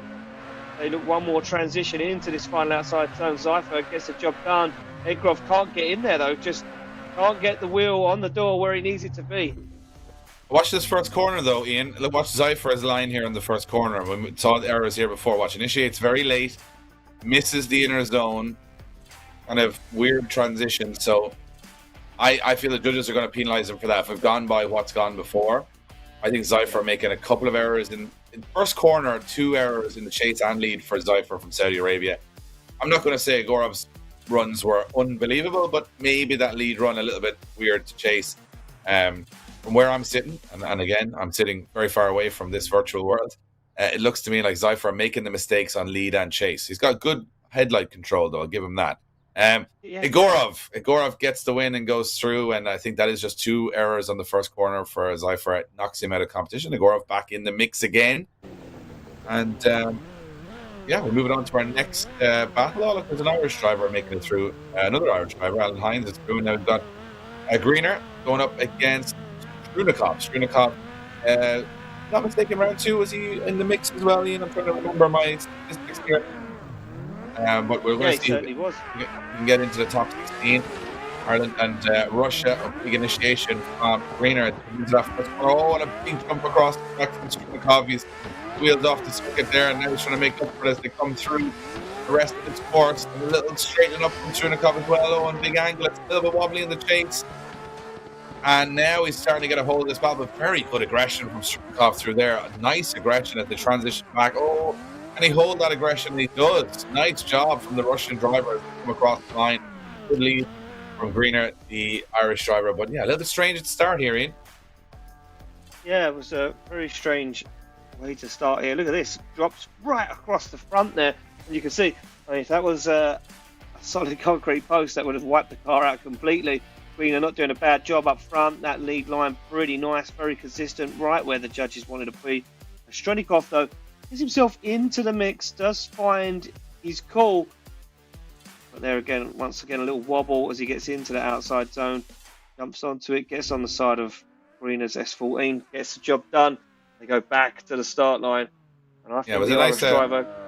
Yeah, I would agree, a little bit of advantage. The Russian driver, though, doing a good job over the last 2 corners. So he did force the issue toward the end, but I think this one is definitely open. All to play for. Let's see what happens when we switch him around. Strunikov will be in the lead. Greener will be in the chase. It's the top 16 of round 3 at DMVC up for grab. Here we go. Strunikov to lead. Greener to give chase, as Dave says. Oh, and Greener makes a mistake. Goes way too hot. Looks like he almost coming backwards. Dangerous transition, though. Gets himself on the door. Oh, and a little nudge. Strunikov holds himself into it. Greener has to think about what he's doing here. Comes in hot once again. Strunikov misses that front clipping point now. Greener looks down the side of that S13 as they transition back for the final outside zone. Could Greener get himself up into the door? Strunikov deep in the zone. Across the line, and Greener with him. Well, there you have it. I mean, a tale of 2 battles. Greener, he backwards entered the first corner, but he actually made it work to a certain extent. He didn't actually lose too much ground. Does make contact, as you mentioned, Ian. It's wild. It's a wild chase run, big angle, and very wide from Strunikov there. I think he might have missed that inner zone in the lead position. So a couple of errors from both drivers here. I think this is going to be one of those old school abacuses where people slide left and right. I think that's what judges are going to be doing here. Based on those little errors and mistakes, they're going to try and decide who has made the more mistakes. I did like Greener's backwards entry into the first corner and holding it, even though that would be totally unnecessary in the chase position. But I mean, we love it. That's all that matters. And Strunikov, a couple of hits from both ways. I'm liking the aggression, I'm liking the contact through these battles. It's very exciting to watch, but judges are watching it from a much more technical standpoint to see who's made those errors. So having a little deliberation on this one. Yeah, they've got a deliberation on the go from our judges, and Won't be long before we do get a decision. Not an easy one to do. For me, Stronikov making too many mistakes. There we go. Decision's in. Yeah, and it's Strunikov getting the win, the Russian driver getting the win and going through. Greener making too many errors in his chase run. And it will be another Russian driver into our top 16. Nice battle there. Interesting. A little bit of game of chess there.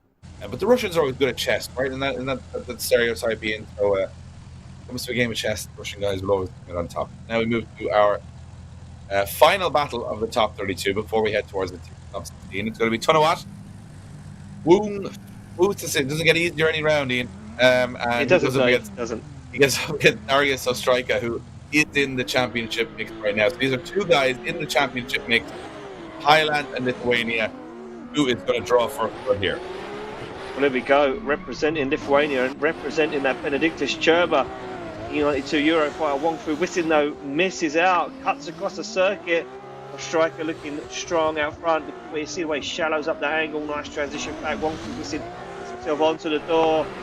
Striker dials on that angle, full throttle. Very nice line into that front pivot point. And Wong Fu Wisin transitions a little earlier than Striker as they get into the outside zone. Wong Fu Wisin gets onto the door, and Striker does a very nice job in that lead position. Absolutely. And just to let you guys know that currently Darius Ostrika is sitting 11th position in the championship. And Tanabat Wong Fu Wisin is sitting in 13th position. So not much between them in the championship. In fact, there is only 3 points between them in the championship at the moment. But there will be lots of points between them at the end of this battle. So this is one that probably would prefer to see later on in the competition. But we're seeing it right now. And I've got to say, the Thai driver did a good job towards the end of the course. Ian getting up close and personal. Definitely not a walkover here. No, he's certainly not. He's not one to be sniffed at, Dave. A very good talent he is behind the wheel, but for me, Ostriker just looking very cool, calm and collected, quite like the Benediktas Cherba that we're used to seeing in Drift Masters itself. So here we go. Ostriker sits back off that line. Wong Fu Wisin just backs up a little bit, ready to rock and roll. Ostriker needs to get the job done. Lights light up. Here we go. Wong Fu Wisin, the Thai driver, leads them out.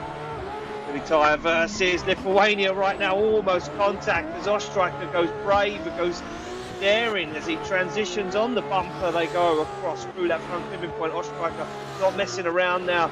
He looks down the side of Wong Fu Wisin's S15, full throttle through that front pivot point. And look at Ostriker nosing onto the door, edging himself closer and closer, playing with fire.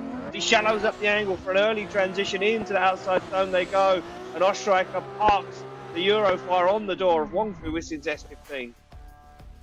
Well, I mean, you sort of alluded to how on form Ostrika was, Ian, and I think he's shown it there. I mean, you've got to say, very calculated chase run, very smooth, not diving in too aggressively in certain areas, but doing enough to keep that proximity throughout the whole run. Yeah, come through the center section of the track. Very nice chase run from Ostrika. I mean, he's had a very strong second round, looking for a strong third round, and look at this, right up onto the door, wheel to wheel. A little bit too inside for me. I'd like to see him hanging back a little bit more towards the door, but has he done enough to go through to the top 16? Remember, whoever gets eliminated from this is going to be right down the championship order, and it's going to be Wong Fu Wisin who gets knocked out in the top 32. Early exit for him, 13th in the championship, and Ostrika, the dream is still alive, Ian. He can still be the man to step into a car to sit beside on the grid Benediktas Cherba at the final round of Drift Masters 2022. So the dream's still alive, but let's see who still has a dream at the end of this round. We are now gone from 120 drivers to 32. Now we are down to top 16. Don't go anywhere. The action is just heating up here at round 3. We're back after this.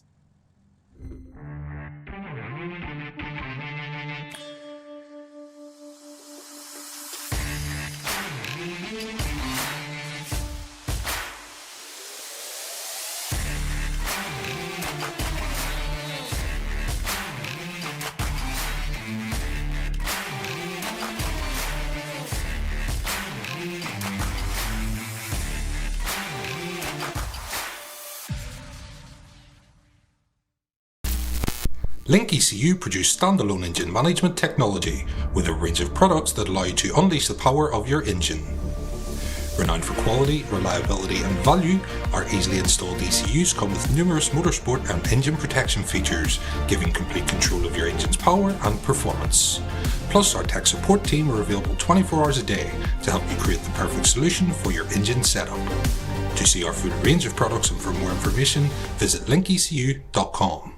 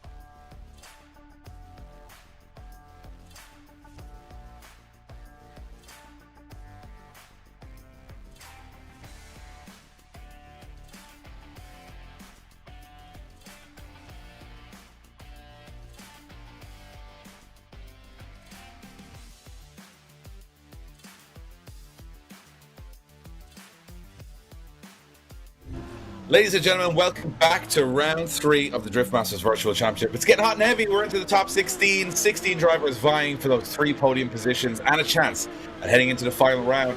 Top of the leaderboard, here we are. One man definitely trying to get to the top of that leaderboard is Alan Hines and Pileski. 2 guys in the championship hunt. Big battle here, Ian. Yeah, very big battle here, Dave. They fired down Tigo Pileski, looking strong out front. Alan Hines up onto the door he goes, gives him the room to manoeuvre. Nice transition. Alan Hines being brave, not messing around. He knows he needs to get through Pileski first before he can even think about a championship hunt. Shallows up the angle again as Alan Hines onto the door he goes. Very controlled as Hines pushes Pileski across the line. Very impressive stuff from both of these drivers. And, you know, I keep mentioning the championship, but both of these guys are right in the mix for it. Knowing that, you know, but the last thing you want to do now is back down, give away a soft battle, not be aggressive, and lose your place in the Drift Masters European Championship final. Both Pileski and Hines doing a great job. Lead run from Pileski is pretty flawless, but Hines, as you mentioned, Ian, brave, very brave are those transitions. I have to say, he left it all out on the track there, and I think he's done himself proud. But Pileski will know that. He'll have someone in his ear saying, well, it's on now, so Pileski's got to risk something here. So as you can see, Pileski and Hines, two big names. Hines currently sitting 3rd in the championship. Pileski in 4th in the championship. Ian, does it get any bigger in the top 16? I mean, this is a big top 16 battle. This is kind of what we'd expect to see in the final, let alone top 16. So to see these two guys already going against it, we could see potentially a new round winner, a mix-up in the championship points. Well, the current championship leader, Goonan, failing to qualify, leaves it to Tattersall in 2nd, Hines in 3rd, and Pileski in 4th to battle it out to try and get a bit of dominance here. Jukilovic is in 5th as well, still in the competition as well, along with Zach O'Sullivan. So this is getting very, very close at the top. And whoever loses here between Pileski and Hines will have an uphill battle at the last round. This is a big one. It's Hines in the lead. He's been solid in the lead runs. Can Pileski put on the pressure?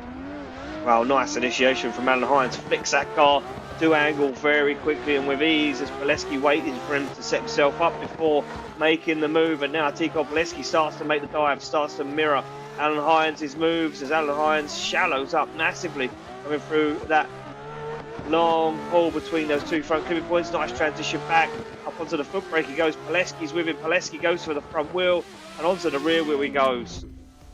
Oh, hard to know. I just want to watch Hines' front wheels on this inner clip on the first corner. Does he make that inner clip? Just about does. And Pileski gets thrown off a little bit by that. And Pileski gets into the battle for the rest of it. Hines in a good lead. But I did mention, sorry, you did mention, Ian, this little bit here from Hines. Watch, comes through here, has to shallow the angle up. It's not major. So let's see how the judges call that. This is a big decision for the judges now. 2 very good runs, 2 very aggressive chase runs. 2 championship contenders vying for a position in the top 8. Let's see which way the cookie crumbles at this point.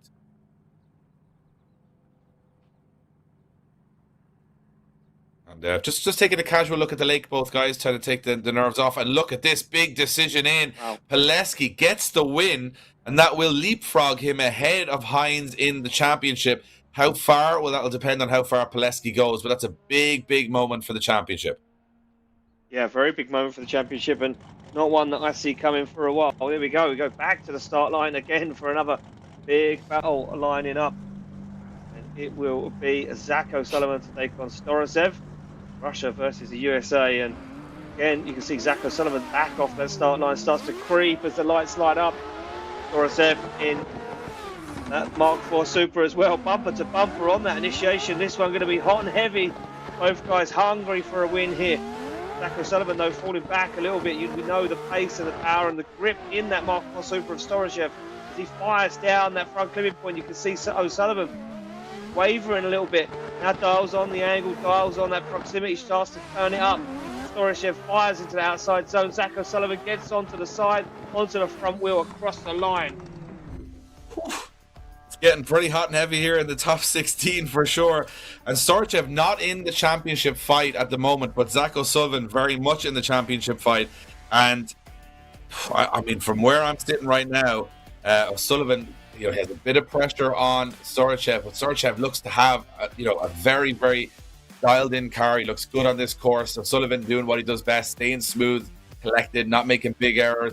To get into this last corner, O'Sullivan makes that last burst, and I quite like that finish from O'Sullivan. But if he's looking ahead at him, he's starting to catch up on Alan Hines here in the championship, and Storosev just kind of wants to come in here and kind of upset the apple cart a little bit, but he's looking very strong.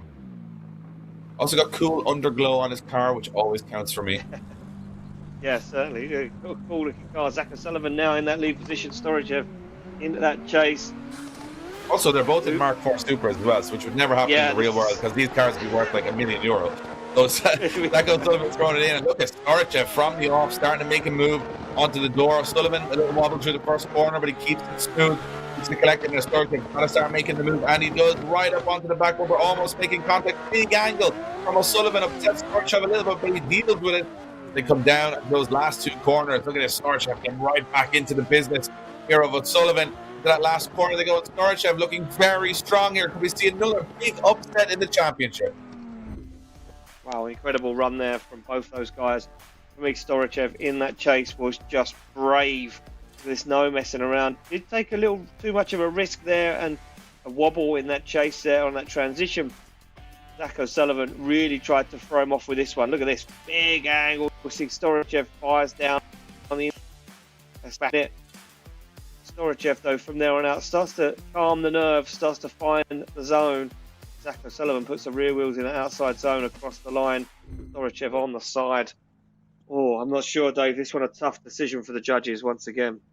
Yeah, I think this is going to be a tough one and a lot of championship implications here also between both of these guys, and Dorochev trying to just make a name for himself at this round, and O'Sullivan trying to maintain position, and he doesn't maintain position as Dorochev gets the call and goes to the top 8. Zach O'Sullivan and Hines out in the top 16, two guys who are sitting inside the top 10 of the championship. Oh, for round 4, it's starting to heat up already, isn't it, Ian? It certainly is, Dave, and things are getting hot and heavy. We look for the next battle, and it will be Alexander Element to take on Peter Polinchik. They struggle with that one today again. Element Absolutely. in that Ferrari. So Element, at the moment, he can make a move here. He's inside the top 20 of the championship in 19th position at the moment. Looking strong in that Ferrari. Can he get himself into the top 8 and back into the championship fight? Some of the bigger names going down. Here we go into that first corner. E30 estate of Polinchik. Transitions back. Look at Element, though. He's got loads of pace in that Ferrari. Very unusual chassis for this championship, but it seems to be working very well for him so far. Huge car, but a little wobble in the chase position there. Have to straighten himself out a little bit, but stays in it. A little bit of contact. Oh, big angle from Element. Going to stay with the lead driver as they transition back into that last corner. Excellent job from both drivers as they stay door to door and wheel to wheel across the line. And Element doing a good job there. Yeah, Element. I think the car outpaced. To be honest with you, Polinchik, did everything he needed to do and fulfilled all of those lead driver goals. But for me, Element's car just maybe too much of a car. You know the way he has to drive shallow angle to, not excessively get too much proximity. And you can see even when he's tickling the throttle, he's absolutely glued to the side of that E30 Touring. Seals the deal. That car is such a beast. But it's fast, and as you said, Ian, sometimes the speed can disrupt you, because if you get stuck in a position of the track you're not used to, you have so much grip dialed in. The car is actually wanting it's a touring car that wants to stay doing touring car things, so he's having to overdrive the car to try and get it to work, and it works, very well in the lead position. It's worked so far for him, but little wobble in the chase. Will it be a defining factor in this battle? Where we still have one half to go and anything can happen? So you can see into it. He's definitely staying back to throw. He's taking a little jump here to try and stay with Element. Now, does Element's car have all that pace in the lead to stay way away? Well, we're about to find out. Yeah, Polinchik goes to fire up on the door, and now Element starts to make that pull away. Polinchik is going to have to shallow up the angle, and he certainly does as he goes towards the wall. You can see him barely making any tire smoke, off throttle, creeping along as Element dials on the angle, smokes up the tyres and starts to pull away. Big flick across the circuit. Oh! Polinchik went for it. He knew he had to make a dive, but just couldn't make it work. He just absolutely smashed into the wall there, and I think it was a case of having to do something. He probably knew throughout the run he hadn't done enough to really force the issue. There was a bit of proximity here and there, but nothing too special. I think he's throwing caution to the wind on that last quarter to try and pull off something spectacular, and it just hasn't worked. No, it hasn't worked, David. You can see here the goes for this transition is way mistimed, and boom, in the wall. I think that's all she wrote for Polinchik. Good thing about the virtual championship, we don't need the man with the broom to come out and clean his car up and put it on a recovery truck. He'll live to fight another day. As the results will drop in, I think this one will be a little bit more obvious as Alexander Element gets the call and goes through to our top 8. More points on the board. He's climbing up from 19th position at the start of this round. He's now climbing up the ladder. So not the championship not over for him just yet. We could see a Ferrari win the championship. Imagine that, Ian. That'd be pretty strange. I want to thank sponsors. Our sponsors, RentADriftCar.com, VALINO Tires, Budmat, Link Engine Management, Etsy Suspension, Bimerg, and of course Red Bull. Oh, look at the run-up now. This is going to be an interesting battle, because we've got two guys that are definitely looking to get a couple of points on the board in the championship. And remember, it's not just for pride, and pride is a big part of championships, of course, but imagine going through the real thing. The fast European Championship Final with RentADriftCar.com and LIQUI.EU. Well, the next battle is going to decide who goes to the top 8. It's going to be Sad from Saudi Arabia, leading in Lukashenko into that first corner. Yeah, Makashenko, no messing around, almost made contact on initiation, and Makashenko is hungry for this. Look at Makashenko like a man possessed. It says Sad though, not doing a foot wrong as Makashenko does make an error in the smoke, almost screens himself from it. You couldn't see it, but there was a big wobble on that transition. Makashenko gets himself back into it as Yasser Sad into the outside zone across the line. Makashenko with that chink in the armour, Dave. Yeah, strange, because it looked like he had everything under control, and then all of a sudden he gets himself caught in a transition a little bit too close on the inside, and he sort of feels like, oh, I've got to get out of here. So he backs away, but as he backs away in transitions, he goes in too hot, has to hit the brakes, has a wobble, a little bit of a straighten up, and then gets back on it. Not a massive error over the whole run considered. A lot of nice moments from him, but when it comes to this stage of the competition, can you afford to make any mistakes? You have to be flawless, Dave, and I think we've seen that from round 1 and round 2. The guys that have won those, the guys that have been in them great 8s and Final 4s have been nothing but flawless. Right now, Makashenko looking a little bit on the ropes as Yasser Sad potentially looking the stronger contender. They pull back to the line. Makashenko to lead out. Yasser Sad for a spot in the great 8. Makashenko, the Ukrainian, waiting for those lights to light up. There we go, lights light up. And Yasser Sad starts to make the jump through that chicane down. They come through the gears. Sad onto the side, onto the back bumper. Nice initiation from Yasser Sad. He fires in, gets that car positioned right up on the door. Transitions back through, almost makes contact. Sad goes for a big move, leaves him the room to manoeuvre though. Gives him too much room to manoeuvre as Makashenko starts to pull a little bit of ground. Yasser Sad, Sad now finds it back. Fire into this final outside zone. Makashenko looking strong up on the wall, but Sad just gets to the front wheel. Oh, hard to know. I mean, definitely more consistent proximity from Makashenko, but maybe less mistakes from Sad. Big angle into that first corner from both drivers, and Sad sort of has to figure himself out after there. Does a good job, as you said, Ian, when this transition here almost just kind of comes off a little bit and loses a bit of ground, and that could be a decisive factor in this battle. He does get back into the mix as they come through these two inner zones and does a good job of finishing up the course, but Makashenko definitely having an error, but way more proximity. So I'll see which way the judges go on this, if they reward the aggression of Makashenko or they penalise him for the mistake. I think it's going to be more leaning on him, the decision, than Sad, who does two pretty solid runs.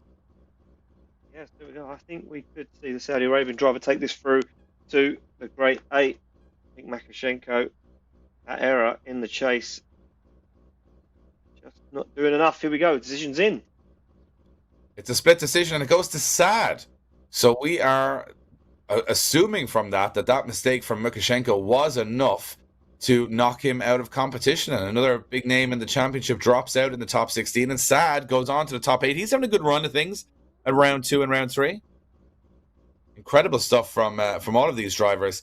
And as we move along the leaderboard, I think we're getting into the real hot and heavy stuff now. We're 4 drivers are into the quarterfinals. We're still going into the top 16, and we're going to reset some of these drivers. Take a word from our partners, and we'll be back after this.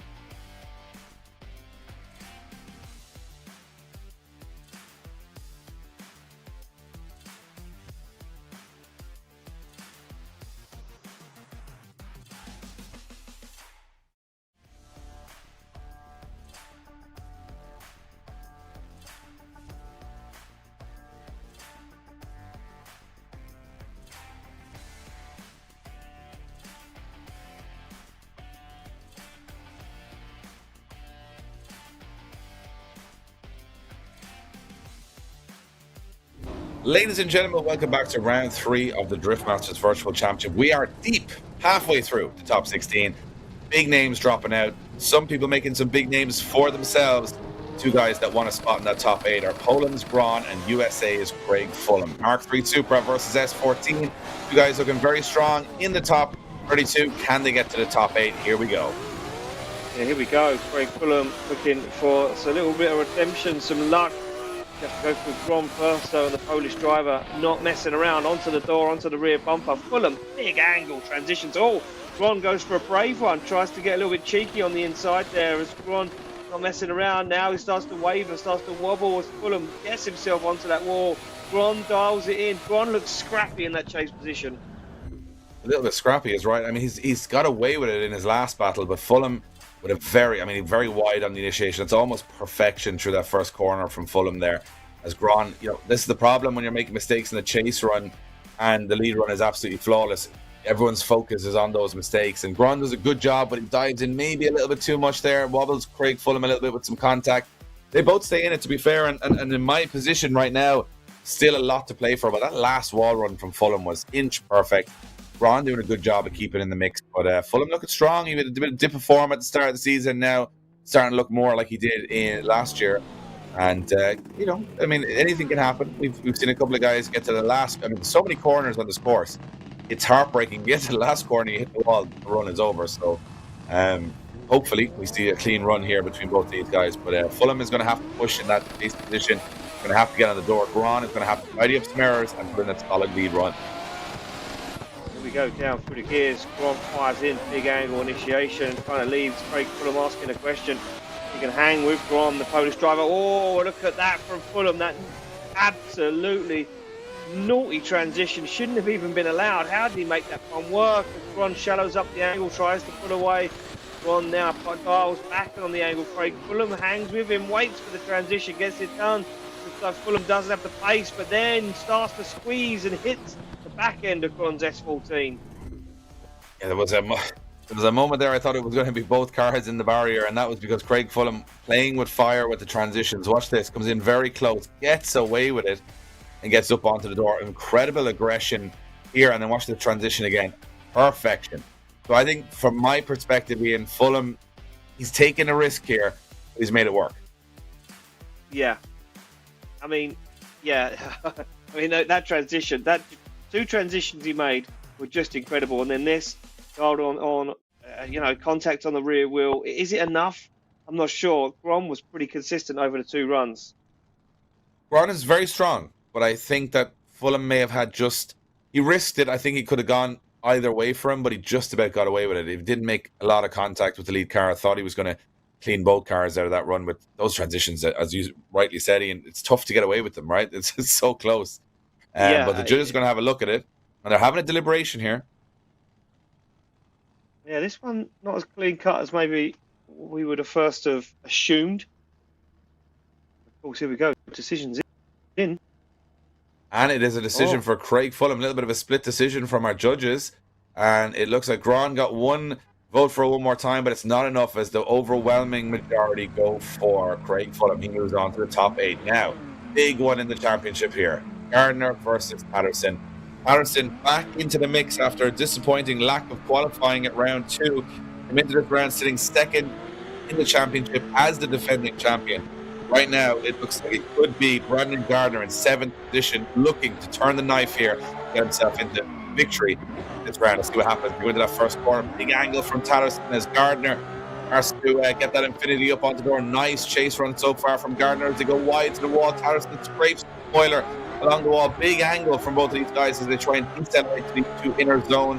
Patterson putting on that big angle again, but Gardner able to deal with it very close. Last transition for Gardner. He's right where he needs to be. Up onto the door, maybe a bit too much angle from Gardner. Has to shallow up a little bit across the finish line.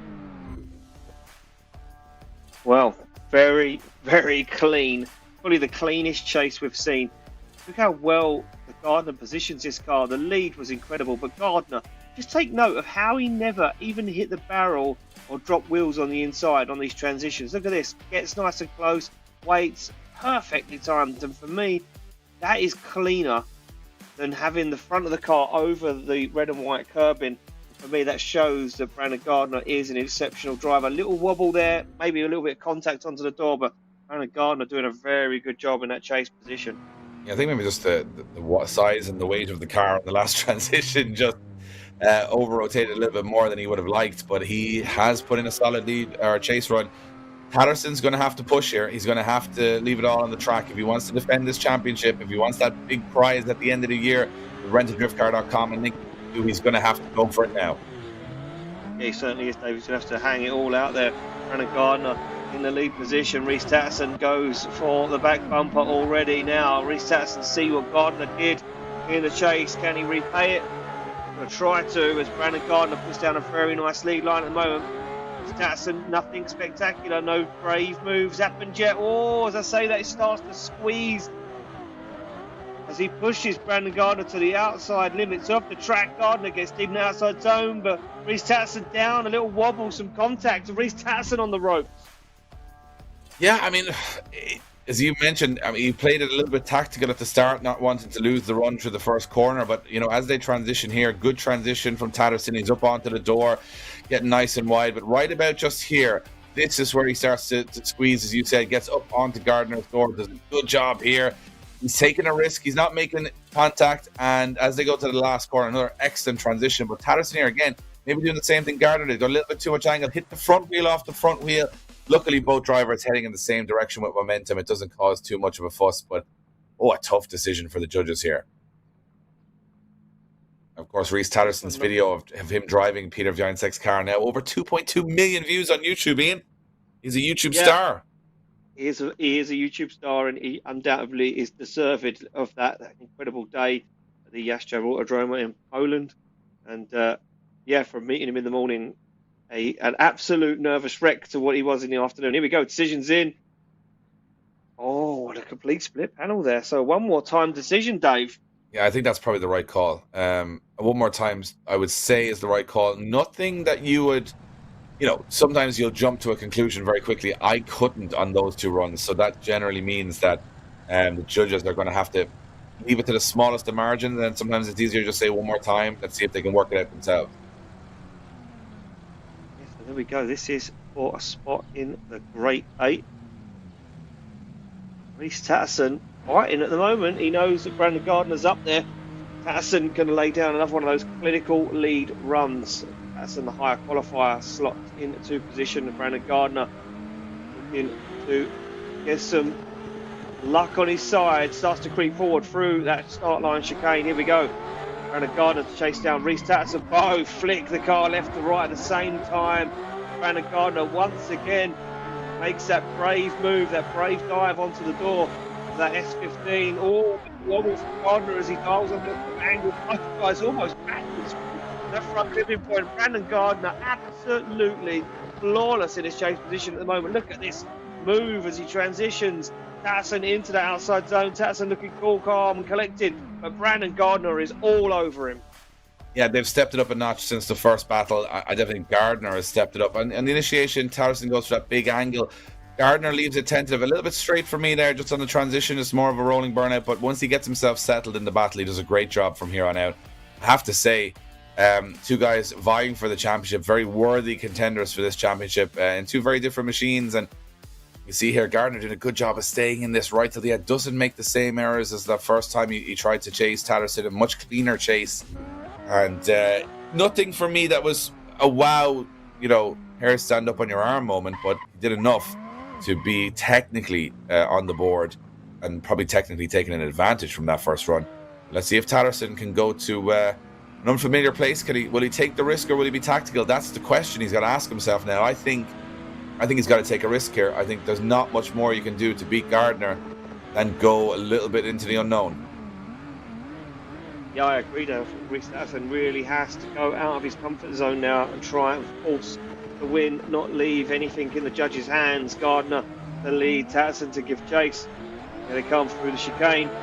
Rhys Tatterson can't wait, can't leave anything out there. A lot closer this time on initiation, and very clean through that front pivot point. Now Tatterson starts to make the move, starts to answer the question asked by Gardner in that first run, and transitions before him as they both fire on big angle once again. This one very close as Tatterson glues that S15 to the side of that big Infinity. They transition back into the outside zone. They go, oh, Gardner into the wall. He upsets Tatterson. Tatterson tags the rear wheel across the line. Oof. Well, did he go to the unknown place? He did, I think, take a risk there. I think Tatterson took the risk. The transitions for me, I mean, how he's timing these, but there is a little bit of contact.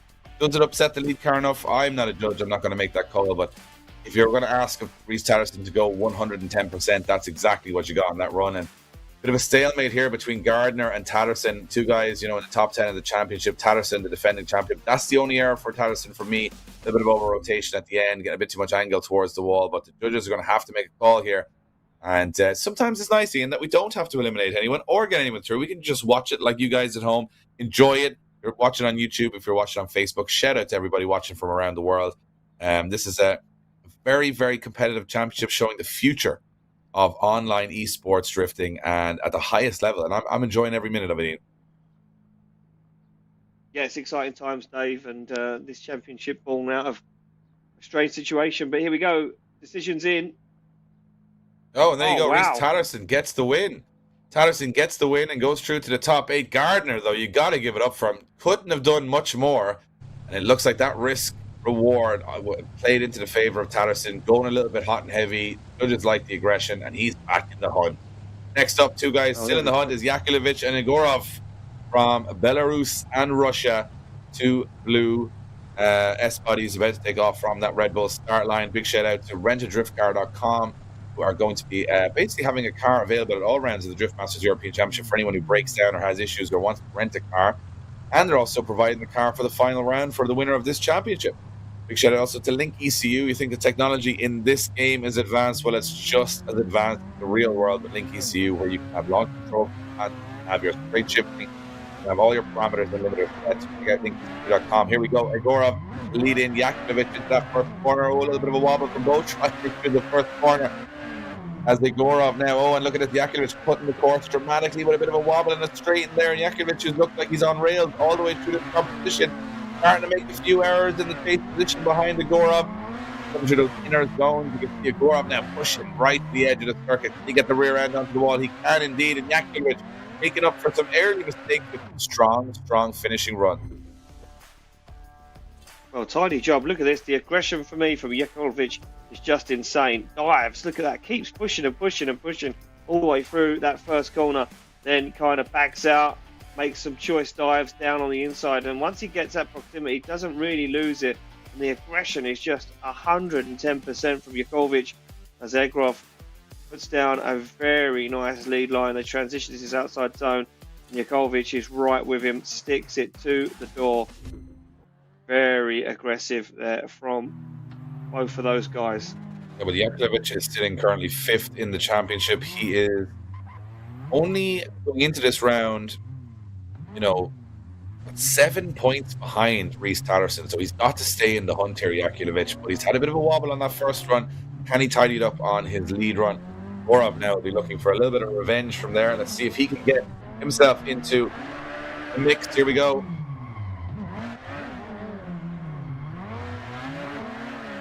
Yeah, there we go. Yakovlevich fires down, starts to get himself into it. Egorov backs out, holds off, waits to get himself into the moment. Oh, wow, and a big guy from Egorov as he fires up onto the side of Yakovlevich's S15. Yakovlevich unfazed as Egorov starts to waver and wander across the circuit. It's scrappy as they get up and close and personal on the wall. Across the line they go. Yeah, well, neither of those guys were going to back down in this battle, and it was, as you mentioned, a little scrappy at times. There was some moments that were great. I mean, I think Yakovlevich does a good job in the lead run here. Egorov, I'd like to see him a little closer. If he's going to make some errors, I'd like to see him push a little harder. Does a good job here, gets really close to the two inner zones. This is where he really was being very, very strong, with a couple of wobbles and a couple of handbrakes and a couple of moments. I think both drivers not having the cleanest lead and chase, but Yakovlevich looking very... The standout run for me was the lead run from Yakovlevich of the two lead and chases. That's just where I'm sitting at the moment, and it might just be enough for him, and it is enough for Yakovlevich to put him into the top 8. The Belarus driver goes through to the top 8, keeps his championship hopes alive, and Egorov, a good, strong performance. Looking forward to seeing him back at it again at round 4, but that's the end of his action at round 3. We go back to start line. Interesting one coming up here, as it is going to be a striker still in the hunt. And Strunikov trying to upset the apple cart, trying to take down some big names, still in the hunt. We're going to go to the top 8. Here we go. Here we go. Ostriker to lead out Strunikov. Strunikov doing a nice job so far in the competition, but Ostriker is hungry for it. Strunikov absolutely firing that blue S13 all up inside the yellow BMW Eurofighter. Big transition back. Strunikov comes in hot. Ostriker though shallows out the angle, then starts to dial it back on. Full throttle, no lifting. Look at Strunikov though. No shaking Strunikov from the side of that BMW as they get into the outside zone. And Strunikov is on an absolute beast mode right now. Yeah, I mean, nothing to lose, Ian. That's the big thing. He's not in the championship hunt, so he can just go and try and take everyone down. That was one of the best chase runs we've seen. And we talked about this expectation of contact and crashes throughout this top 16, top 8. We haven't seen it. We've seen some phenomenal driving. And Strunikov showing exactly how good you can be in the chase run if you play it smooth and play it steady. And he's got a great lead run from Ostriker to chase. I have to give credit to Ostriker, but right at the end, Strunikov threw caution to the wind, and it worked out absolutely perfectly. Couldn't do better the last transition and corner, and Ostriker's on the ropes here. He's got to do something special. Ostriker needs to get out of his comfort zone a little bit, but that is if Strunikov can give him that nice lead line to chase. There we go, they pull back to the line. Strunikov to lead, Ostriker to give chase. Final spot in the top, in the Great 8, awaits. Here we go, lights fully illuminate. Strunikov to lead, Ostriker to give chase through the gears. Down they come, big flick across the circuit.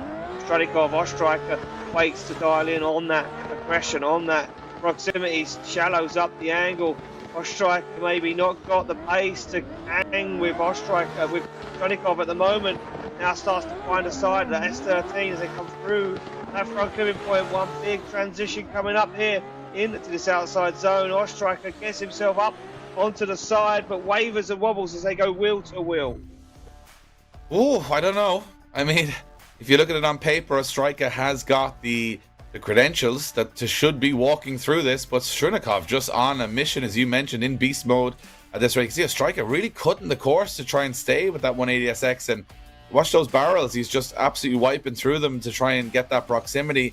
He does get the proximity, but he's cutting a lot of course to get there. And I think Strunikov, look at the fluidity of his runs. I mean, that wall run at the end was absolutely inch perfect. I think that might have been the 2 best runs Strunikov's done in the competition so far. Is it enough to take down Ostriker? We're about to find out. It's not enough to take down Ostriker. Ostriker gets the wins, and it goes to show that smooth, fluid, steady style is what the judges are looking for, Ian. No mistakes, no wobbles, and he goes through to the top 8. There we go. So there we have it. They are we've 8 drivers left in the competition. From 120 plus drivers, we're down to 8. This is where it starts to get really exciting. We've got a lot of championship contenders still in the competition and a lot knocked out of the competition. We're back in a few moments with all the action from the top 8 of the virtual Driftmasters Virtual Championship round 3.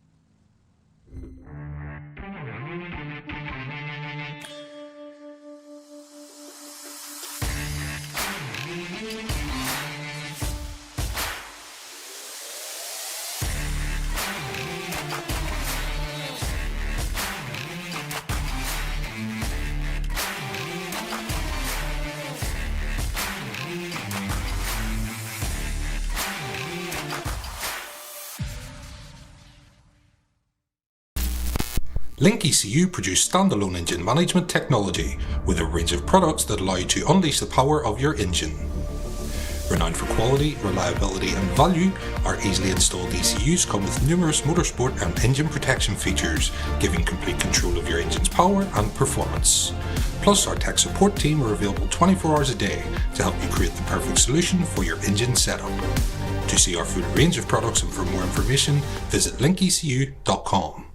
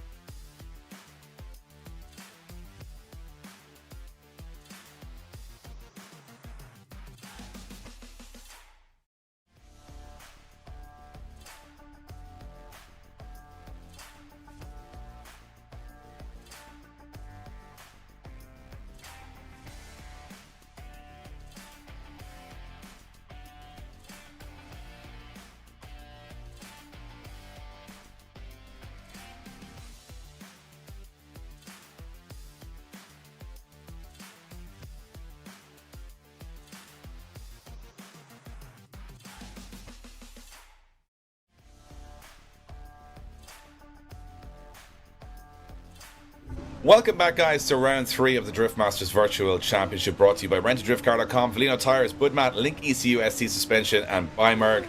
And we are ready for the top 8. Pileski looking for a very big chance here of going top of the championship. He's got Storachev for company here in the top 8. First battle is away. Pileski, big angle in, and Storachev coming for it from the off. Real dark horse today, Ian. Storachev looking very aggressive. Yeah, looking too aggressive though, Dave, on that initiation. Almost overcooked it. And Pileski, as always, looking cool, calm and collected. Now Storachev starts to get himself into the mix, find his form as Pileski goes wide on the outside edge of the circuit. Big transition back, up onto the wall they go. Storachev gives him the room, makes the dive, but Pileski looking absolutely clinical.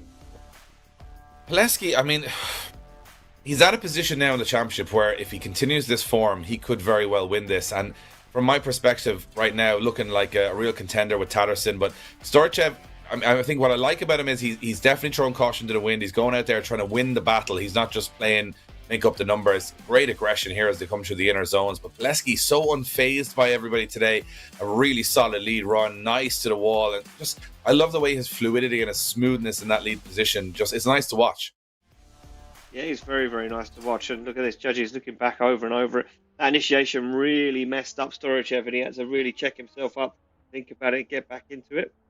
There we go. Yeah, well, I mean, the names to watch here are Pileski. You got to look at Tatterson, and you got to look at Ostrika. Those guys, and Yakovlevich as well, all very high up in the championship. Element, Fulham, Sad, and Storachev way out of the mix. But Sad, Fulham, and Tatterson sitting, in and around the top half of the championship.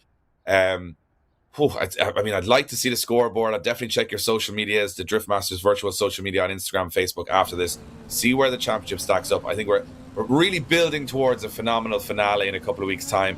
But will Pileski be right on Tatterson's heels? He's got to put in a solid chase run here to make that happen.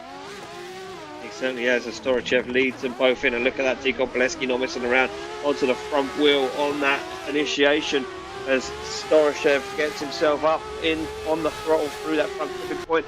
Pileski wavers in the background as he transitions back.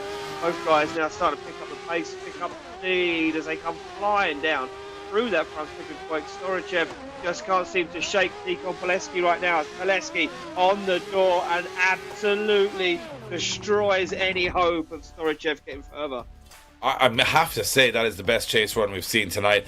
I like this calculated approach to the first corner. But watch Pileski, he almost hits the wall here as they come through this next inner zone now. Watch how wide Pileski goes to the wall here. Oh, barely gets away with it. But from here, this is the closest we've seen anybody go through those two inner zones. And how he doesn't make contact, how he doesn't spin the lead car, it's phenomenal. This transition is exceptional. He might bite a little bit too hard here just towards the end making contact, but it doesn't really matter as he almost spins the lead car across the line. But I think he's going to get away for it. Pileski starting to look like a real championship contender now when it matters in these big battles. Am I on the right path? I am on the right path because you never know what the judges are going to say. But to me, it looked like Pileski absolutely bossed that chase run. He's going to the top 4. And Storachev, valiant effort tonight, but just not enough. No, not enough for Storachev. Unfortunately, Tico Pileski so strong. There we go, move it back to the start line to the next battle. And it will see a Sad to take on Alexander Element in that Ferrari. And here it comes in the background. Classic Ferrari owner, and casually late there to the start line, just chilling, having a cigar and just a bit of wine, and says, hey, I'll just head up to the start line now. So here we go. It's going to be Element. We know he's got a fast car. We know he's in the championship mix. So is Sad from Saudi Arabia. Both of these guys kind of even on stats at the moment. This is a real flip of the coin battle. It certainly is, Dave. Yassir Sad. Wow, look at that from Element onto the back bumper transition. Incredible. As Element hungry for it. Yassir Sad holding out, doing everything he can, but Element absolutely all over the side, back and front of Yassir Sad's S14. Alexander Element not messing around. Yassir Sad holding his own though out front in that lead position. Transitions back up into the wall as Yassir Sad drops down and then drops back into the outside zone, but Element is all over him. Oof. I mean, what I love about this is just how hot people are going into that first corner. That's probably the closest we've seen anybody. Element has got the pace in the car. What I notice is when he has to adjust a little bit, the car wobbles a bit on him, but I think that's just the nature of that chassis and the grip that he's dialed in. Sad doing a good job in the lead run, though, not making any errors, not making any mistakes. Good, fun battle between both of these guys, and I mean, it's fun for us to watch, but for these guys, it's serious business. It's a space in the top 4 up for grabs, and both of them still have a very good chance of progressing. No major mistakes from either. I think it's going to be down to Sad now to try and get up close and personal. The good thing is he doesn't have to be too intimidated by the cost of that Ferrari, because he can nudge it a little bit here in the chase position. He won't be worried about removing some of the carbon fibre panels off of it, that's for sure. As Alexander Element now pulls into that lead position. This is Sad to give chase. And Element, the Ukrainian driver, ready to go. Saudi versus Ukraine. Oh, there we go. Yassir Sad already hot, heavy, out of the gate, looking to make a move. He knows what he needs to do. Element fires that car in. Yassir Sad looks for the side of that Ferrari now. Has he got the pace? Has he got the grip to keep up? Looks like he has at the moment. Alexander Element tries to pull away, back to the floor as Yassir Sad. You can see him wavering, wobbling, holding on, carrying some incredible speed down that hill as Yassir Sad looks for the transition back, and Element gets into it up onto the wall. I don't think that Yassir Sad has had the same amount of proximity across the run.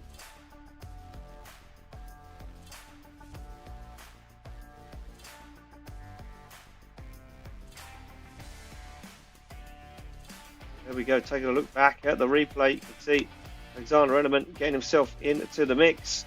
Ian had a little bit of a technical difficulty there myself, but I saw the run at least.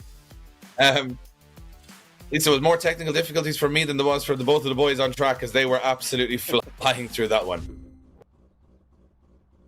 Yes, I'm not sure how the judges see that one. There we go, decision's in. And we have a Ferrari going to the top 4, which I thought I would never say in drifting, but that is exactly what happened here in the Drift Masters Virtual, and well deserved for Alexander Element. He's been really plugging away for the whole championship, very close to a top 4 finish, and now he's got 2 shots at the podium. I'm looking forward to seeing how he performs. Cool car, cool chassis, went for something different, and it's paying off. Now we move it along to our next battle, one I've been looking forward to. When I've just seen all the battles line up, I've actually looked forward to seeing this one come for some time. Yeah, this one a very good one, Dave. Craig Fulham to take on Reese Tatterson. This kind of battle we expect to see in the final, but no, we're going to see it right now. Tatterson versus Fulham, USA versus Great Britain. And here we go, Fulham, the higher qualifier, believe it or not, to lead out Tatterson. Here we go, through the gears, Tatterson smoking tyres. Fulham holds on to it, big angle initiation for Craig Fulham as he gets himself into the mix. Now Tatterson knows he needs to be absolutely pinpoint perfect, starts to apply the pressure as he shallows up the angle, waits for the transition. Oh! Contact, I think Tatterson making contact with Fulham there. Did Tatterson go too hot? Did he hit Fulham? It looked to me on initial glance like he went too hot through the corner, straightened up a little bit and hit the lead car, and if that is the case, it could be the end of Tatterson. Well, let's have a look at it again here from the drone replay. All good through the first corner, all good through the second. It's when we come to that third corner, what happened? Watch here as Tatterson gets very close, transitions back. Yeah, it looks like he just went a little too hot, Ian. Oh, wow. It just goes to show you how hard Reese Tatterson is pushing to try and get the win, to try and seal the deal for year 2. So maybe going a little bit too hard. Craig Fulham looking like a stronger contender at the moment. Interesting. I absolutely love the way these guys actually design their race suits, design everything. I mean, that's the first shot we've seen from the inside of Tatterson's car, but he has the entire car back to front and the driver completely branded. It just goes to show how realistic this championship is, and even the simulator setups these guys use, and you know, everything is just so realistic. It is almost as close to the real thing as you can get. And right now it feels like the real thing because Tatterson is on the ropes, he's in the lead position, and all Fulham's got to do is put in a solid run here. He certainly has. So Fulham, not sure if he's going to hold back and just allow Reese Tatterson to do his thing, and Craig Fulham, no, doesn't hold back whatsoever, keeps himself up in the show, in the mix, does give him some room to manoeuvre there, though. Both guys almost backwards through that front pivot point, hold the angle on once again, and Reese Tatterson doing everything he can, but a tough position to be in when you're trying to overturn a big deficit. And there we go, Fulham, Tatterson across the line. That could be the end of Tatterson. I mean, was just thinking there, what sort of a crazy championship where you have a nighttime event in the forest where you're going to have a Ferrari and a Mark III Supra in the top 4. So, I mean, you got to love this championship for the crazy situations it creates. But from where I'm thinking, I think that was a calculated run from Fulham. I think he had a lot more in the tank there. I think he was just trying to do enough to not make a mistake, not get caught. And he knew towards the last corner here, watch, he knows here is a place where he can't make too many mistakes, but I think he played it calculated, and I wonder will it pay off for him. It looked to me like Tatterson would be at fault for the contact on the first run, which would hand the win to Fulham, and that is exactly what the judges say. And he is going to the top 4. Tatterson out in the top 8, Hines out in the top 16, and now we are starting to look at a couple of guys that are starting to look very much like championship contenders, and one of those could be Vladislav Jakulovic, because he is currently sitting in 5th position. He's got Tatterson, Gunnin, Hines already out of competition, only Pileski ahead of him. This is interesting stuff right now. Here we go, another spot in the top 4 up for grabs, Ostrajka and Jakulovic. Yeah, Ostrajka going to try and stop Jakulovic getting into the zone. As you can see already, wheels getting dropped on the inside of the circuit for Jakulovic as he makes a daring transition, always takes a back end off that BMW. Now they come to another front clipping point. Ostrajka gets himself into it all. Shallow early transition from Jakulovic as they get into the wall and up into the door. Very dicey out on circuit. Yeah. Two guys who should be a little bit more comfortable at this point in the competition, I would say, with the current standings. But a little cagey. Some wobbles, some moments where I thought both drivers were going to end up, creaming each other off the track and into the barrier. And look at this, a lot of left foot braking there from Jakulovic in the chase position. It's still a solid run from both, but this is the bit where it gets sketchy. They both transition a little too quick. They make it work, but Jakulovic probably coming out on top there, I think. Yeah, I'm trying to agree. Some brave dive moves, and that will be rewarded by the judges. Nice lead line though. Let's see how Ostrajka fares in the chase position. Can he also make some brave dives? So Jakulovic now to lead out. Ostrajka is Lithuania taking on Belarus right now on circuit. Here we go, lights light up. Ostrajka going to try and claw his way into top 4 finish this evening here. DMVC round 3. Big separation already. Oh, shallow dive across the circuit. Just the car bobble as he goes through that on and off camber moment. Front clipping point, shallows up the angle once again, dials it on, and Jakulovic looks real strong out front. Ostrajka not really applying the pressure, starts to wind it, turn the screw right now as he transitions back. He's on the inside edge of the circuit though. It's just scrappy from Ostrajka. Jakulovic looks absolutely dialed. Whew. Yeah, this is where you start to say, I'm not sure. Because a couple of weird moments. Ostrajka makes an impact there, which I thought was definitely a driver error. Was Jakulovic on very little angle? It's very hard to know what way the judges are going to call this, because from my perspective right now, it looks interesting. I mean, judges are going to have to take a technical approach to this. I don't think it's an obvious decision. Oh, I don't know. Ostrajka's in the wrong place there on the last corner. There's a lot of unforced errors there, Ian. Yeah, a lot of unforced errors and a lot of faults go in the way of Ostrajka. I am inclined to say that Jakulovic looks the stronger driver of the two. I'm not going to disagree with you. Usually I do, Ian. As you know, we have our disagreements every now and again. But to me, yeah, a lot of errors. An unusual amount of errors for this late a stage in the competition. Yeah, when the consistency then starts to really claw in, you see these guys really starting to get that muscle memory, starting to get dialed on the circuit. Here we go, decisions in. Oh, decisions in, and it is going to be right. Ian's right. Big moment. Jakulovic gets the win and goes to the top 4 and keeps his championship hopes alive. And that championship is getting very interesting now, because will Jakulovic jump himself up into the top 3 of the championship? As far as I can tell, Pileski and Jakulovic, who have made it through to the top 4 now, are doing the damage on Hines and Gunnin and Tatterson right now. So we could have a lot of drivers heading towards this final round, almost identical points for the top, 5 or 10 drivers, which would be very strange. But exciting, and exactly what we want, to be fair as well. But there you have it. It's going to be Alexander Element, who has been really pushed, knocking on the door. He is going to go up against Pileski. Fulham will go up against Jakulovic. 4 best drivers on the day, I would say. pretty correct there, Ian. They're the guys that have looked the most impressive on this this nighttime forest course. So we're going to see who. I mean, 4 drivers, 3 podium places, and we've got 4 battles remaining. So I'm excited for this. Yeah, this one exciting, and yeah, I think you're right, Dave. Like you say, these are the guys that have been looking strong all day today so far.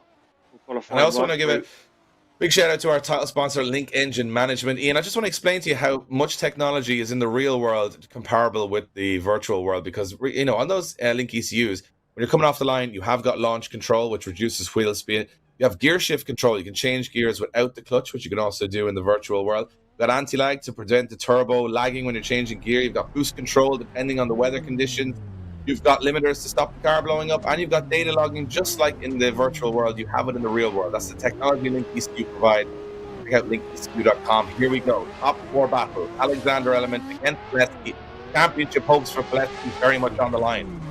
Yeah, certainly are, Dave. Nice dive across the track. A strange initiation from Alexander Element. Left that car waiting way too long to get on the throttle. It's shallowed up massively now. They get both back into it.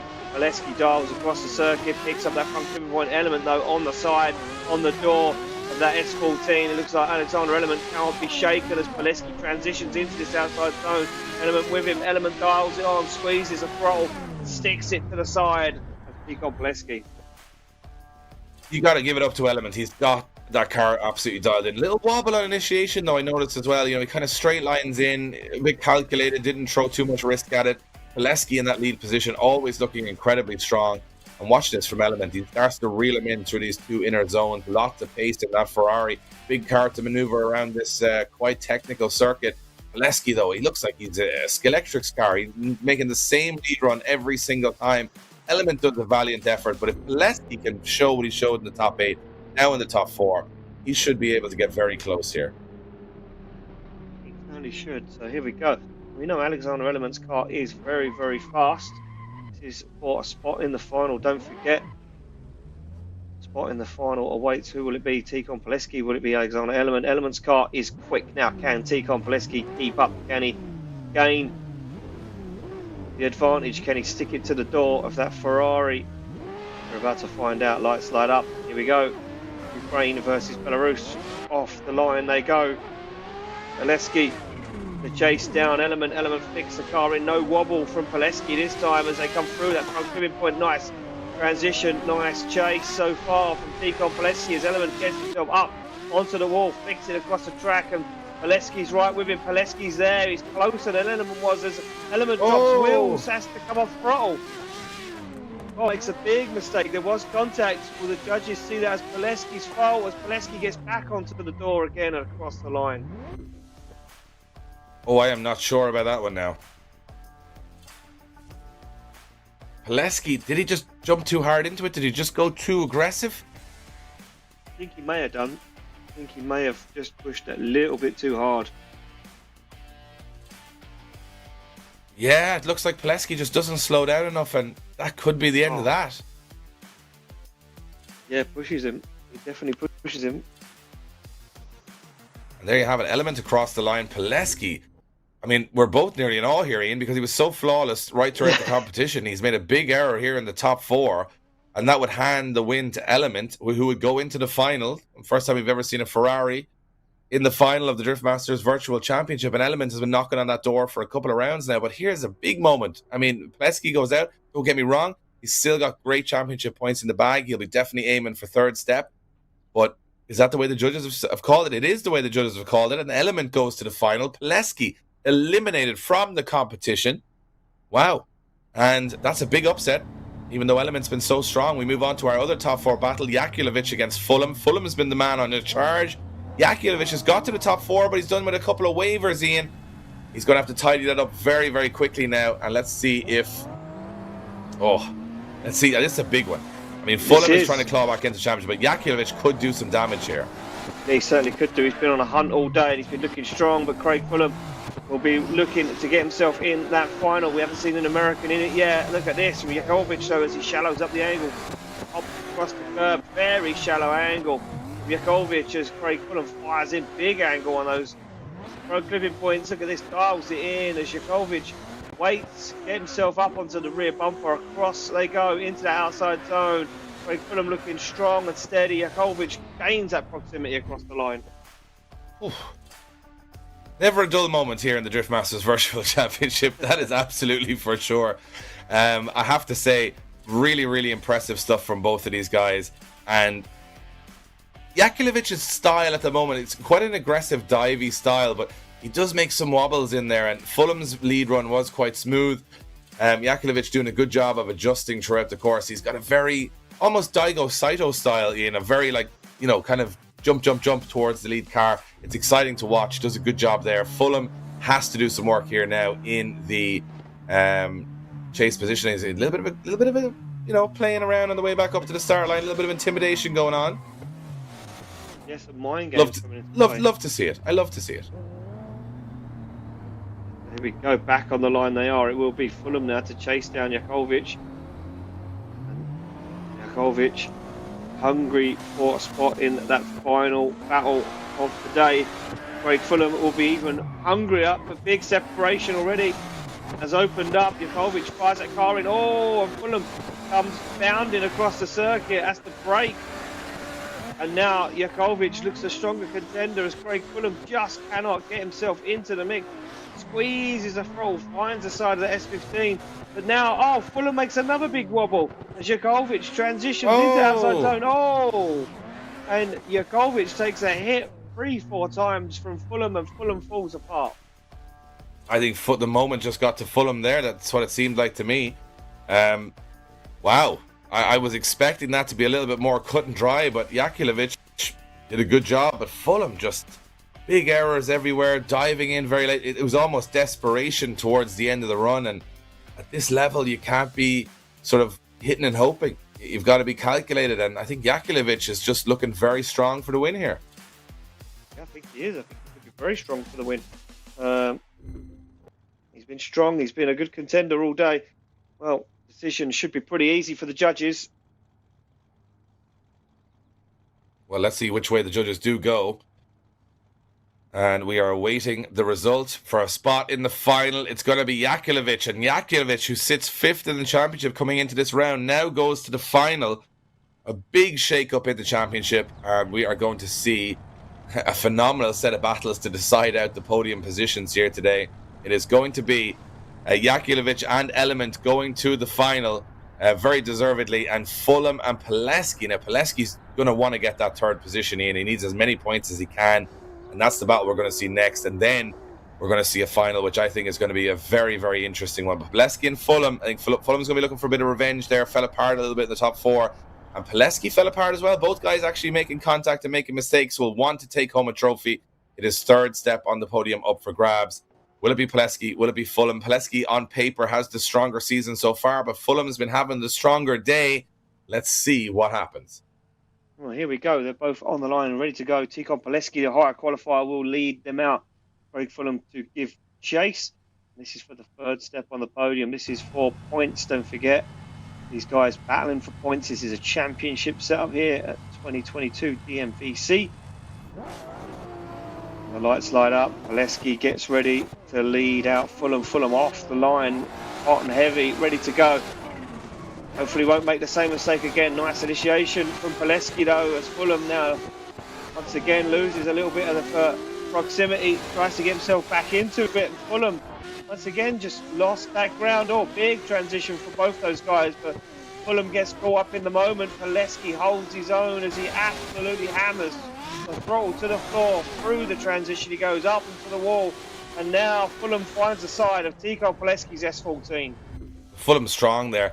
Pileski again, another great lead run. He hasn't made any major mistakes in the lead run all throughout the competition today. He's been very good in the lead run, and goes to show with that 99-point qualifying run that he finished up with. I mean, to be honest, Fulham does a great job here. He's got a great lead run to chase. Nothing major to write home about, and I don't like maybe car length or two left in certain areas of the track. Fulham not having the pace, not risking a whole lot, and maybe a little bit cautious after risking so much and losing in the top 4, being too aggressive. Maybe he's wound it back a little bit too much. Pileski with a shot here of being impressive and getting third step on the podium. Making their way back to the start line. Tico Pileski, as you say, Dave, looking strong. That 99-point qualifying run was breathtaking. He's been consistently doing the same run over and over and over again. Here we go, they're back on the line. Craig Fulham to lead out Tico Pileski. Well, here we go. It's for a trophy. It's for third step on the podium. Neither of these guys will want to back down. Fulham's got to do his job as the lead driver, and Pileski, I think all the weight's on his shoulders now to be as close as possible. Here we go, Pileski fires it in on the door, all rubbing, and it's racing as these two guys get into it as they come through that front clipping point. Pileski starts to apply the pressure, and Craig Fulham starts to leave nothing out there. Does Tico Pileski, as Craig Fulham holds his own, sticks with it, dials on big angle, but Tico Pileski is absolutely glued to Craig Fulham. They get into that final outside zone, and Pileski pushes the proximity through the roof. Oh. Well, I think in that particular case, I think we saw the best of Pileski. Unfortunately, not in the top 4, but in the top 3rd and 4th place playoff, as Pileski does a great job there. A lot more proximity than, you know, Fulham. Fulham is good in the lead run. It's not a bad lead run, but he's been good all day. But I think Fulham just didn't have that X factor in his chase run. Pileski knew more work needed to be done, and he wasn't afraid of doing it, Ian. And again, took a little bit of a risk towards the end of the run. I think it's paid off for him. I'd be surprised if we don't see third step on the podium go to Pileski here. And Pileski does indeed take third step on the podium at round 3 of the Drift Masters Virtual Championship, brought to you by our title sponsors RentADriftCar.com and Link Engine Management. Doing some tasty hoops around the old Link logo there before we head to the final. The final is a Ferrari versus an S15. You are hearing me correctly. It's Ukraine versus Belarus. It's Alexander Element against Yakulovich. I'm looking forward to this one, Ian. Two guys that have really been looking for that top step right throughout the championship. Now one of them has the absolute shot of being the king of round 3. Yeah, they certainly have, Dave. And these two guys have been looking stronger and stronger. We see Element real strong at round 2. We see a glimpse of hope from Yakulovich at round 2. And now here we see them both in the final. Both these drivers getting stronger and stronger, growing into their roles. Who will take home the win here? First place at podium and all of the points. Will it be Yakulovich? Will it be higher qualifier Alexander Element to lead them out in the Ferrari? Here we go through the chicane. Yakulovich on the back bumper, no messing around. Big flick in, no from Element. Yakulovich dials on the angle, a little wobble in the background in the S15 as they come through that front pivot point. Alexander Element put flat to the floor, trying to evade Yakulovich, as Yakulovich now wavers and wobbles down. He goes onto the front wheel. He finds the door of the Ferrari as they once again get into it. But look at Alexander Element, that grip, that pace. He puts foot to floor, gets into the outside zone as Yakulovich gets on the door. Nice run in lead and chase in this final. The quality of these drivers is what we expected. Yakulovich dives in late into the first corner and he gets away with it, but he has to straighten up. He's almost straight through the transition. And again, it's that style of kind of being very close in proximity, but having very little angle in the chase position. No such trouble for Element in the lead. Big angle, big smoke. That Ferrari filling the whole course up. Yakulovich, again, kind of has to dive at low angle into that last corner. It looks like there might be a little bit of a pace difference here, that Yakulovich is having to pull back a little bit on the throttle and the angle to try and stay with that very fast Ferrari. Which again can also be a downfall for Element in the chase position. We've saw him have a couple of wobbles there, but so far so good for Alexander Element. Yakulovich having the proximity, not making major errors, but you know what, I would like to see a little bit more angle in that chase position. There we go, back on the line they go. It will be Alexander Element now to chase down Yakulovich. This potentially the last run of this evening. The last run of round 3. Who will take the win? We're about to find out. Yakulovich to lead out Alexander Element. This is it. This is for all of the kudos for the last 2 events. Big initiation from Yakulovich, and Alexander Element sticks that Ferrari right in the business. Part of the deal though now shallows up and he hangs with Yakulovich as Yakulovich dials on the angle, looks down for that front pivot point. Element sticks the Ferrari right up onto the side. That S15 dials on the angle, wavers and wobbles. Early transition from Alexander Element as they get in to that final outside zone, and Element almost overtaking Yakulovich. I mean, Alexander Element left it absolutely all on the line there. Absolutely love it. I mean, we could be moments away from a Ferrari winning round 3 of the Drift Masters Virtual Championship. At least that's where I'm sitting. It looked to me like, even though Element was very close and making a little bit of a, contacts here and there, he kept the angle, he kept the proximity. It looked impressive from start to finish. He's been unbelievably on form the whole way through, and I think Jakulovic in his chase run, bar that little just inside the zone there, or just being a little too inside the end, I think from where I'm sitting, we may have a Ferrari on the top step of the podium of Drift Masters Virtual Championship. However, Jakulovic does do a good run, has a lot of proximity. Judges may swing his way. I don't know. I'm only looking at this from a casual observational point. Not that technical, but I was entertained by Alexander Element and Jakulovic right throughout that final.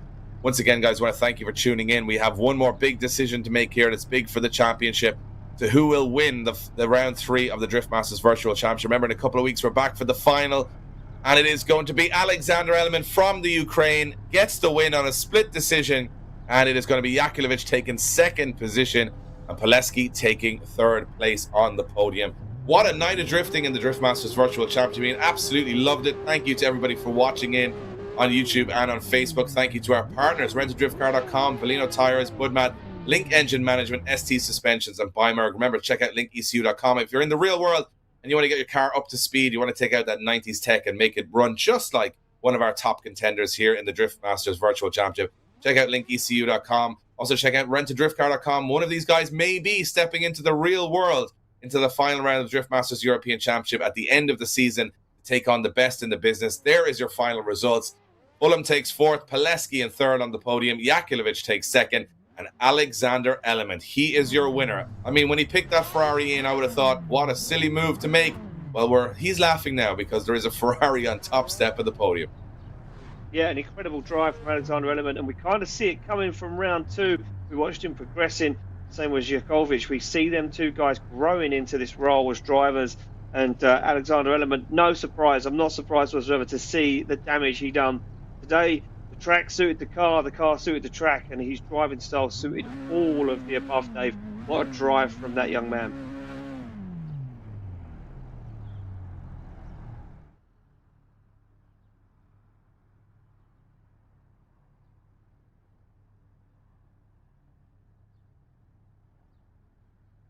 Absolutely, and I absolutely loved every minute of it tonight. I think what I like is seeing different names on the podium at each stage of the competition. I'm anxiously waiting for the mathematicians, the 70-odd team of mathematicians now who have to calculate out this championship, because I can pretty sure tell you that when we see that go live in a couple of hours' time, the final round of this championship is going to be so hotly contested. These guys have pushed to the absolute limit, Ian, from start to finish. I've loved every minute of it. I think what I love about it more than anything is that we have a real mix of characters, chassis, and contenders going into the final round, where one, thanks to RentADriftCar.com and Link Engine Management, will line up in the real world, where we'll be in looking at all those real cars in the final round of the Drift Masters European Championship this year. Where that final round is going to be, well, you can find out on February 26th once we see the full Drift Masters European Championship calendar. I've seen it, you've seen it, but before we get to the real thing, we got to get to the virtual final, and that is the Drift Masters Virtual Championship final, which is in March. I can't wait. I want to see who wins this, because I want to see which one of these guys. We're going to meet them in the real world. We're going to see them hop into a real car, and they're going to go to a real qualifying session. Imagine that translation from what we've seen over the winter and the off-season here in the Virtual Championship. You can see that actual car is just there in front of me. That is the car they will be driving, that S15 with a 2JZ. I mean, I wouldn't mind giving it a spin in the championship, Ian. One of these guys will definitely have earned it. Guys, also check out shop at driftmasters.gp. You want to grab some merch from the championship and get yourself all dressed up like me and Ian before we get to the real thing. The Drift Masters European Championship coming very soon. From all the team here at the Drift Masters Virtual Time, thank you so much for watching. We've had another blast of a Saturday evening. We've one more round to go. And to be honest with you, it's all been leading up to that last round. That's what really matters. Who's going to win it? We're going to find out in a couple of weeks. Thanks for tuning in. From all of us here at the Drift Masters Virtual Championship, from Ian and myself, we'll see you next time.